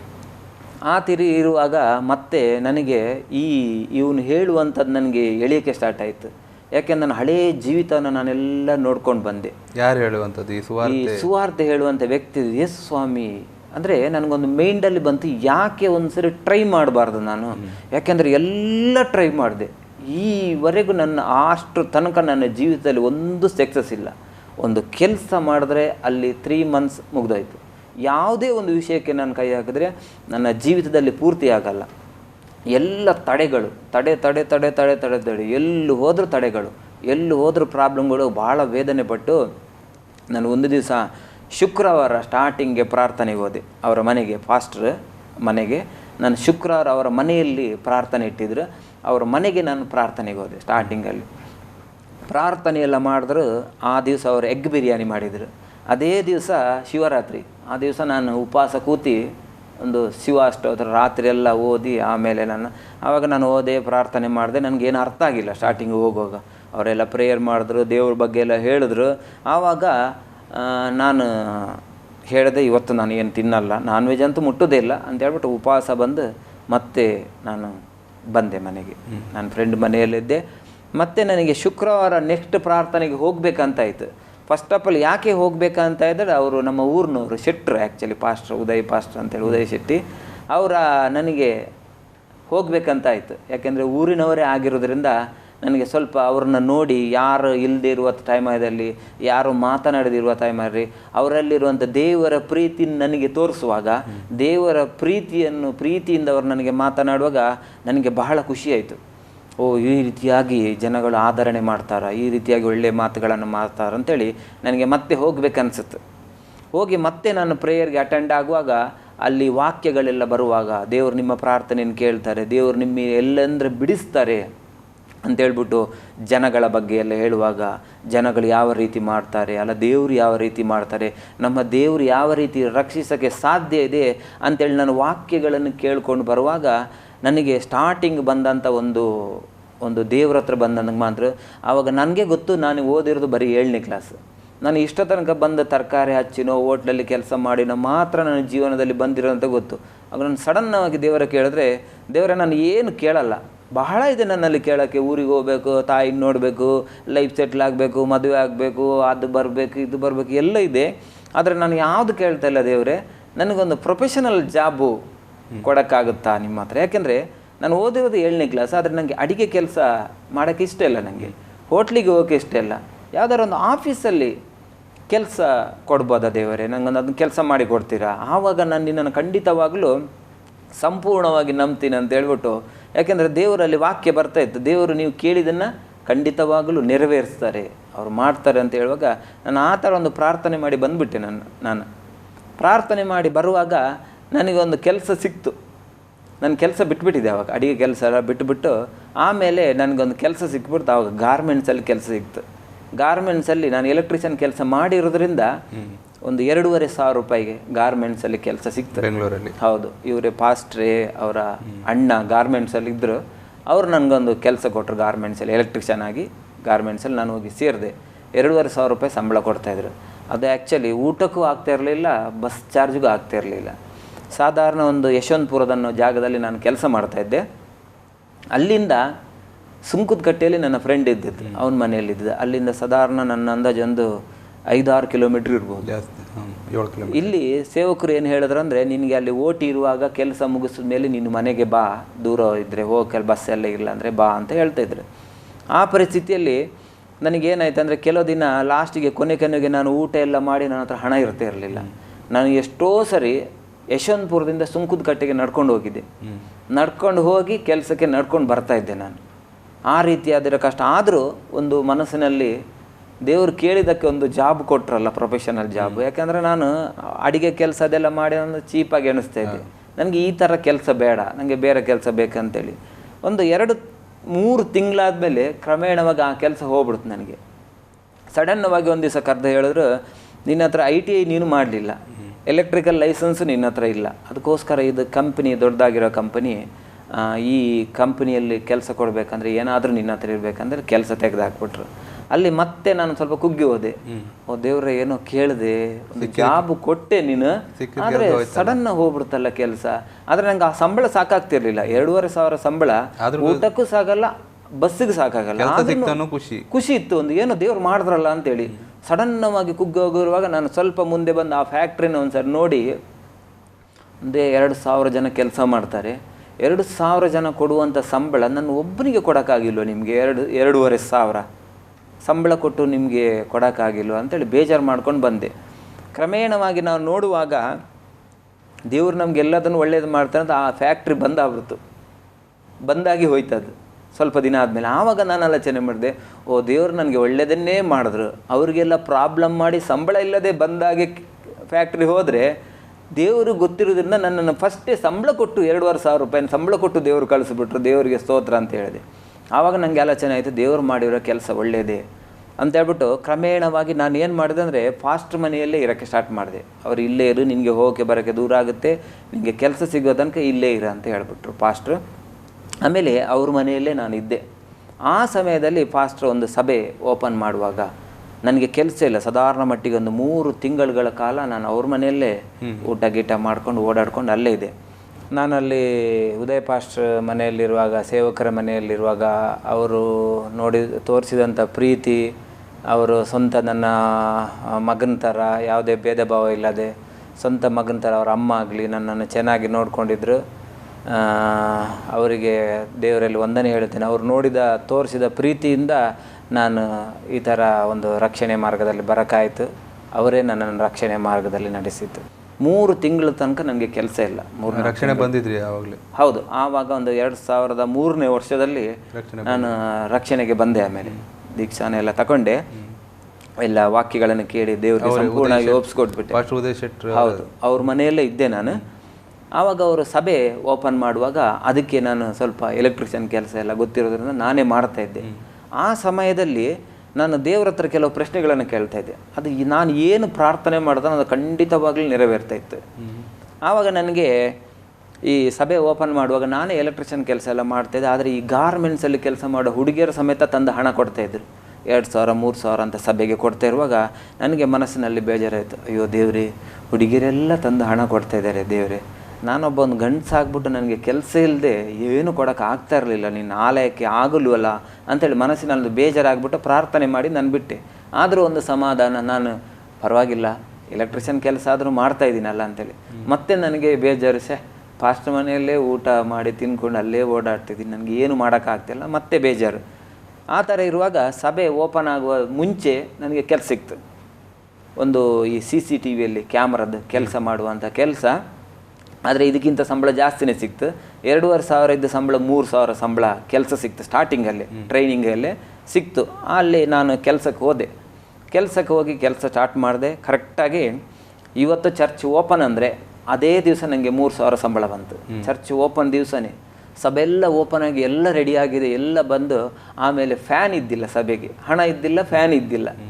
ಆ ಫ್ಯಾನ್ ನಾನು ಮತ್ತು ಈಗ ಪಾಸ್ಟರ್ ರಾಜೇಂದ್ರ ಪಾಸ್ಟರ್ ಅಂತೇಳಿ ಅವರು ನಾನು ಹೋಗಿ ನನ್ನ 3,000 ರೂಪಾಯಲ್ಲಿ ನಾವೊಂದು 4 ಫ್ಯಾನ್ ತಂದು ಹಾಕಿದ್ದೀವಿ. ಆಮೇಲೆ ಕ್ರಮೇಣವಾಗಿ ನಾನು ಪ್ರೇಯರ್ ಮಾಡುವಾಗ ನನಗೆ ದೇವರು ಜ್ಞಾಪಕ ಮಾಡಿದ್ರು. ಆವಾಗ ನನಗೆ ಗೊತ್ತಿರಲಿಲ್ಲ, ನಾನು ಪ್ರಾರ್ಥನೆ ಮಾಡಿದೆ, ಬಿಟ್ಟೆ, ತಂದು ಹಾಕಿದ್ದು ಬಿಟ್ಟೆ. ಆವಾಗ ದೇವರು ಕೇಳಿದ್ರು, ಪ್ರಾರ್ಥನೆ ಮಾಡುವಾಗ ನಾನು ನೀನು ಸಭೆಗೆ ಏನು ಕೊಟ್ಟಿಲ್ಲ ಅಂತ ಹೇಳಿದೆ. ಏನು ಕೊಟ್ಟಿಲ್ಲ, ಏನು ಕೊಟ್ಟಿದೆ ಗೊತ್ತಿ ಅಂತೇಳಿ ನಾನು ಆಲೋಚನೆ ಮಾಡುವಾಗ ದೇವರು ನನಗೆ ಇದನ್ನು ಪ್ರಕಟಪಡಿಸಿದ್ರು. ನನಗೆ ಕೆಲಸ ಸಿಕ್ಕಿದ್ದು, ನಾನು ಕೆಲಸಕ್ಕೆ ಹೋಗಿದ್ದು, ಹಣ ಕರೆಕ್ಟಾಗಿ ಸಭೆ ಓಪನ್ ದಿವಸನೇ ಬಂದಿದ್ದು. ಆ ಥರ ದೇವರು ಅದ್ಭುತ ಮಾಡಿದ್ರು. ಆವಾಗ ನನಗೆ ಇನ್ನು ನಂಬಿಕೆ ಜಾಸ್ತಿ ಬರೋಕ್ಕೆ ಸ್ಟಾರ್ಟ್ ಆಯ್ತು ದೇವ್ರ ಹತ್ರ. ದೇವರು ಖಂಡಿತವಾಗ್ಲೂ ಕೇಳೋದನ್ನು ನಾವು ಖಂಡಿತವಾಗ್ಲೂ ಮಾಡ್ತಾರೆ ಅಂತೇಳಿ. ಆಮೇಲೆ ದೇವರು ಜೀವಿತದಲ್ಲಿ ಯಾವುದೆಲ್ಲ ನಾನು ಪ್ರಾರ್ಥನೆ ಮಾಡಿದೆ ಅದೆಲ್ಲವನ್ನು ನೆರವೇರಿಸ್ತಾಯಿದ್ರು. ಆಮೇಲೆ ಇಲ್ಲಿ ನಾವು ನೋಡಬೇಕಂದ್ರೆ ಏನಾಗುತ್ತೆ ಅಂದರೆ ನಾವು ಗಂಟೆಗಟ್ಟಲೆ ಪ್ರಾರ್ಥನೆ ಮಾಡೋದಕ್ಕಿಂತ ಅಲ್ಲ ಹೋರಾಡೋದಕ್ಕಿಂತಲೂ ದೇವರು ನಮ್ಮಲ್ಲಿ ಏನು ನೋಡ್ತಾರೆ ಅಂದರೆ ನಾವು ಸರೆಂಡರ್ ಆಗಿ ನೋಡ್ತಾರೆ. ಈಗ ದೇವರು ನಮಗೊಂದು ಸುವಾರ್ತೆ ಸಿಕ್ಕುವಾಗ ನಾವು ಅದನ್ನು ನಂಬಿ ನಡೆಯೋದು, ವಿಧೇಯರಾಗುವಾಗ ದೇವರು ನಮ್ಮ ಜೀವಿತದಲ್ಲಿ ದೊಡ್ಡ ಕೆಲಸ ಮಾಡ್ತಾರೆ. ದೇವರ ಕಟ್ಟಳೆಗಳಾಗಲಿ ದೇವರ ಸೇವೆಯಲ್ಲಾಗಲಿ ನಾವು ವಿಧೇಯರಾಗುವಾಗ ದೇವರು ನಮ್ಮ ಜೀವಿತದಲ್ಲಿ ದೊಡ್ಡ ಕಾರ್ಯಗಳನ್ನು ಮಾಡ್ತಾರೆ. ಒಂದು ದಿವಸ ನನಗೆ ಹೇಳಿದ್ರು ಈ ಥರ ನಮಗೆ ಇನ್ನೊಂದು 2 ಡೇಸಲ್ಲಿ ನಾವು ಒಂದು 40,000 ರೂಪಾಯಿ ಕಟ್ಟಬೇಕು ಲೆಕ್ಕ ಹಾಕಿ ನೋಡುವಾಗ. ಅಲ್ಲ ನಮ್ಮ ಮನೆ ಬಾಡಿಗೆ ಆಗಿರ್ಬೋದು, ಅಲ್ಲ ಬೇರೆ ಬೇರೆ ವಿಧದ ನಾನು ಕೆಲಸ ಮಾಡ್ತಿದ್ದೆ ಬಿಸ್ನೆಸ್. ಆಮೇಲೆ ಕೆಲಸ ಬಿಟ್ಬಿಟ್ಟು ಓನ್ ಬಿಸ್ನೆಸ್ ಸ್ಟಾರ್ಟ್ ಮಾಡಿದೆ ನಾನು ಅಲ್ಲೇ. ಹೌದು, ಓನ್ ಬಿಸ್ನೆಸ್ ಸ್ಟಾರ್ಟ್ ಮಾಡಿದೆ. ದೇವರು ಅದೊಂದು ಅದ್ಭುತ ಮಾಡಿದ್ರು ನನ್ನ ಜೀವಿತದಲ್ಲಿ. ಕೆಲಸದಲ್ಲಿ ನನಗೆ ಏನಾಯ್ತಂದರೆ, ಕೆಲಸ ಮಾಡ್ತಾ ಇರುವಾಗ ನಾನು ಹೋಟ್ಲು ಕೆಲಸ ಮಾಡಿರೋದ್ರಿಂದ ಇದು ನನಗೆ CCTV ಕೆಲಸ ಹೋಗುವಾಗ ನನಗೆ ಗೊತ್ತಾಗಿಲ್ಲ, ಜ್ಞಾನ ಇಲ್ಲ. ನಾನು ಹೆಲ್ಪರಾಗೇ ಕೆಲಸ ಮಾಡ್ತಿರುವಾಗ ಅಲ್ಲಿ ನನಗೆ ಅವ್ರ ಹತ್ರ ಕೇಳ್ತಾ ಇದೆ, ಯಾವ ರೀತಿ ಇದನ್ನು ಫಿಟ್ ಮಾಡೋದು, ಕ್ಯಾಮರಾ ಇದು ಕನೆಕ್ಷನ್ ಯಾವ ರೀತಿಯಾಗಿದೆ, ಇದು ಪ್ಲಸ್ ಮೈನಸ್ ಎಲ್ಲ ಅಂತೀರಲ್ಲ. ಆವಾಗ ಅಷ್ಟು ಇಂಗ್ಲೀಷ್ ಏನು ಗೊತ್ತಿಲ್ಲ. ಪ್ಲಸ್ ಮೈನಸ್ ಅಂತೀರಾ, ವಿಡಿಯೋ ಅಂತೀರಾ, ಸಾಫ್ಟ್ವೇರ್ ಇನ್ಸ್ಟಾಲ್ ಮಾಡ್ಬೇಕಂತೀರಾ. ಕೆಲವು ಈ CCTV ಅಂದರೆ ನಮ್ಮದು ಬಯೋಮೆಟ್ರಿಕ್, ತಂಬ್ ಇಂಪ್ರೆಷನ್ ಎಲ್ಲ ಇರ್ತೈತೆ ಅಲ್ಲಿ. ಅದನ್ನೆಲ್ಲ ನಾನು ಕೇಳುವಾಗ ನನಗೇನು ಗೊತ್ತಿಲ್ಲ, ಕಂಪ್ಯೂಟರ್ ಬೇಸಿಕ್ ಕಲ್ತಿರೋ ಎಜುಕೇಷನೇ ಇಲ್ಲ. ಆ ಥರ ಪರಿಸ್ಥಿತಿ ಇರುವಾಗ ಒಂದು ದೇವರು ನಾನು ದಿವಸ ಪ್ರಾರ್ಥನೆ ಮಾಡಿದೆ, ಮಂಡಿಕಾಲು ಹಾಕ್ಬಿಟ್ಟು, ದೇವರೇ ನನಗೆ ಜ್ಞಾನವನ್ನು ಕೊಡು. ಯಾಕಂದರೆ ಸತ್ಯವೇದ ವಾಕ್ಯ ಆದರೆ ಜ್ಞಾನ ಕಮ್ಮಿ ಆದವನಿಗೆ ಜ್ಞಾನ ನೀವು ಕೇಳಿರಿ ನಾನು ಕೊಡ್ತೀನಿ ಅಂತ ಹೇಳ್ತಾರೆ ದೇವರು. ಆ ವಾಕ್ಯವನ್ನು ನಾನು ಇಟ್ಕೊಂಡು ಪ್ರಾರ್ಥನೆ ಮಾಡಿದೆ, ದೇವರೇ ನನಗೆ ಜ್ಞಾನವನ್ನು ಕೊಡಿ, ನಾನು ಇದೇ ರೀತಿ ಹೆಲ್ಪರಾಗಿ ಇರಬೇಕಾ, ಏನು ನಿನ್ನ ಚಿತ್ತ ಅಂತ ಹೇಳ್ಬಿಟ್ಟು ನಾನು ಪ್ರಾರ್ಥನೆ ಮಾಡುವಾಗ ಮತ್ತೆ ಸ್ವಲ್ಪ ದಿನ ಆದಮೇಲೆ ಒಂದು 3-4 ತಿಂಗಳಾದಮೇಲೆ ನಾನು ಪ್ರಾರ್ಥನೆ ಮಾಡುವಾಗ ದೇವರು ಕೇಳೋದು, ನೀನು ಏನು ಪ್ರಾರ್ಥನೆ ಮಾಡಿದೆ, ನಾನು ಏನು ಕೊಟ್ಟಿದ್ದೀನಿ ಗೊತ್ತಾ ಅಂತೇಳಿ ದೇವರು ಜ್ಞಾಪಕ ಪಡಿಸ್ತಾ ಇದ್ದಾರೆ. ಆವಾಗ ನನಗೆ ನೆನಪಿಲ್ಲ, ಅದು ನಾನು ಕೇಳಿದ್ದೀನಿ ಅಷ್ಟೇ. ದೇವರು ಏನು ಕೇಳಿದ್ದೀನಿ, ಏನು ಕೊಟ್ಟಿಯ ನೀನು ಅಂತೇಳಿ ಬೇರೆ ಬೇರೆ ವಿಧದಲ್ಲಿ ನಾನು ಆಲೋಚನೆ ಮಾಡಿದೆ. ಯಾಕೆಂದರೆ ನನಗೆ ಅದೇ ಆವಾಗ ಇರುವಂಥ ಮದುವೆ ಪ್ಲ್ಯಾನ್ಗಳು, ಅದೇನಾದರೂ ಕೇಳಿದ್ನು ಅದು ಕೊಟ್ಟು ಅಂತೇಳಿ ಏನೋ ವೆರೈಟಿಯಾಗಿ ನನಗೆ ಬರ್ತಾ ಇದೆ. ಹೌದು, ಆವಾಗಲೂ ಆಗಿಲ್ಲ, ಮದುವೆ ಆಗಿಲ್ಲ. ಆವಾಗ ನನಗೆ ಕೇಳ್ತಾ ಇರುವಾಗ ದೇವರು ನನಗೆ ಜ್ಞಾಪಕ ಪಡಿಸಿದ್ರು, ಈ ಜ್ಞಾನ ಕೇಳಿದೆ ನೀನು ಅಂತ ಹೇಳ್ಬಿಟ್ಟು. ಆಮೇಲೆ ನಾನು ಪ್ರಾರ್ಥನೆ ಮಾಡಿ ನಾನು ಹಿಂದೆ ತಿರುಗಿ ನೋಡುವಾಗ, ಹೌದಲ್ಲ ನಾನು ಕೇಳಿದೆ ದೇವರೇ ಜ್ಞಾನ ಕೊಡು. ಆದರೆ ಇವಾಗ ನೀನು ಏನಾಗಿದೆ ಆ ಕಂಪನಿಯನ್ನು ಇಲ್ಲುವಾಗ ನಾನು ಆ ಕಂಪನಿಯಲ್ಲಿ ನಾನೇ ಮೇಯ್ನ್ ಹೆಡ್ ಟೆಕ್ನಿಷಿಯನ್ ಆಗಿದೆ. ಯಾಕೆಂದರೆ ನಾನು ಇಲ್ಲದೆ ಏನು ನಡೆಯಲ್ಲ ಅಲ್ಲಿ. ಆ ರೀತಿಯಾಗಿ ದೇವರು ನನಗೆ ಜ್ಞಾನ ಕೊಟ್ಬಿಟ್ರು. ನಾನು ಅವಾಗ ಅಂದ್ಕೊಂಡೆ, ದೇವರು ಯಾವ ರೀತಿಯಾಗಿ ಈ ಥರ ನಾನು ಸಾಫ್ಟ್ವೇರ್ ಎಲ್ಲ ಇನ್ಸ್ಟಾಲ್ ಮಾಡಿ ಏನು ಗೊತ್ತಿಲ್ಲದವನು. ಯಾಕೆಂದರೆ ದೇವರು ಯಾವ ರೀತಿಯಾಗಿ ನಮ್ಮನ್ನು ಒಂದು ಮೇಲಕ್ಕೆ ಎತ್ತಾರಂದರೆ, ಈ ನಾನು ಕೆಲವು ಕಂಪ್ನಿಗಳಲ್ಲಿ ಹೋಗುವಾಗ ನಾನು ಸಾಫ್ಟ್ವೇರ್ ಇನ್ಸ್ಟಾಲ್ ಮಾಡಿ ಬಯೋಮೆಟ್ರಿಕ್ ಹಾಕಿ ಅವರಿಗೆಲ್ಲ ನಾನು ಪ್ರೋಗ್ರಾಮ್ ಮಾಡಿ ಕೊಡುವಾಗ ಅವ್ರು ಕೇಳ್ತಾರೆ, ಸರ್ ನೀವು ಹಾರ್ಡ್ವೇರ್ ಮಾಡಿದ್ದೀರಾ ಸಾಫ್ಟ್ವೇರ್ ಮಾಡಿದ್ದೀರಾ ಅಂತೇಳಿ. ಆವಾಗ ನನಗೆ ದೇವ್ರ ಜ್ಞಾಪಕ ಬರುತ್ತೆ. ಯಾಕೆಂದರೆ ಅವರೆಲ್ಲ ಕಲ್ತ್ಕೊಂಡು ಬಂದಲ್ಲಿ ನಿಂತಿರ್ತಾರೆ. ಒಬ್ಬ ಅಕೌಂಟ್ ಮಾಡುವವರು ಅಲ್ಲ, ಒಂದು ಇದರಲ್ಲಿ ಇರುವವರು ಅವರೆಲ್ಲ ನಮ್ಮ ಹತ್ರ ಕೇಳಿ ಕಲ್ತ್ಕೊತಾರೆ, ಯಾವ ರೀತಿ ಇದನ್ನು ನಾವು ತೆಗಿಬೇಕು, ಮಂತ್ಲಿ ರಿಪೋರ್ಟ್ ಹೆಂಗೆ ತೆಗಿಬೇಕು, ಅಲ್ಲ ವೀಕ್ಲಿ ರಿಪೋರ್ಟ್ ಹೆಂಗೆ ತೆಗಿಬೇಕು. ನಾನು ಅವಾಗ ಅವ್ರಿಗೆ ಹೇಳುವಾಗ, ನಾನು 7ನೇ ಕ್ಲಾಸ್ ಓದಿದ್ದೀನಿ, ಏನು ಮಾಡಿಲ್ಲ ಅಂತ ಹೇಳುವಾಗ ಹೇಳ್ತಾರೆ, ಇಲ್ಲ ನೀವು ಕರೆಕ್ಟಾಗಿ ಹೇಳಿ, ಎಲ್ಲ ಏನಾದರೂ ಮಾಡಿಲ್ಲ ಅಂದರೆ ನೀವು ಈ ಥರ ಮಾಡೋಕ್ಕೆ ಸಾಧ್ಯ ಇಲ್ಲ. ಆವಾಗ ನಾನು ದೇವರು ಎಣಿಸ್ಕೊಂಡು ದೇವ್ರಿಗೆ ಕೃತಜ್ಞತೆ. ಯಾಕೆಂದರೆ ದೇವರು ಮನಸ್ಸು ಮಾಡಿದ್ರೆ ಯಾವುದೂ ಇಲ್ಲ ಈ ಪ್ರಪಂಚದಲ್ಲಿ. ದೇವರು ಮುಂದೆ ಅದೆಲ್ಲವೂ ಶೂನ್ಯವಾಗಿದೆ, ದೇವರು ಮಾಡೋಕ್ಕೆ ಎಲ್ಲವೂ ಸಾಧ್ಯವಾಗಿದೆ. ಈ ರೀತಿಯಾಗಿ ದೇವರು ನನ್ನನ್ನು ಇಂಪ್ರೂವ್ ಮಾಡ್ಕೊಂಡು ಬಂದರು. ಜ್ಞಾನದಲ್ಲಿ ಆಗಲಿ, ಎಲ್ಲ ವಿಷಯದಲ್ಲಿ ಆಗಲಿ, ಅಲ್ಲ ಮಾತಾಡುವ ರೀತಿಯಲ್ಲಿ ಆಗಲಿ, ಯಾವುದು ನನಗೆ ಗೊತ್ತಿರಲಿಲ್ಲ. ಎಲ್ಲ ರೀತಿಯಲ್ಲಿ ನನ್ನನ್ನು ದೇವರು ಸಭೆಯಲ್ಲಿ ಹೆಲ್ಪ್ ಮಾಡಿಕೊಂಡು, ಸೇವೆ ಮಾಡಿಕೊಂಡು, ಎಲ್ಲ ಕೆಲಸಗಳನ್ನು ಮಾಡಿಕೊಂಡು ಒಂದು ಒಳ್ಳೆಯ ಭಾಗ್ಯವನ್ನು ದೇವರು ಕೊಟ್ಟು ಅದೇ ರೀತಿಯಾಗಿ ನಡ್ಸ್ಕೊಂಡು ಬಂದರು ನನ್ನನ್ನು. ಮುಂದೆ ಏನಾಯ್ತು ಫಸ್ಟ್? ಅದೇ ಆಮೇಲೆ ರಕ್ಷಣೆ ದೀಕ್ಷಾಸ್ನಾನ ಆಯಿತು. ಹೌದು. ಮತ್ತೆ ಅಲ್ಲಿ ಸ್ವಂತ ವರ್ಕ್ ಮಾಡಿದ್ರಿ. ಹೌದು.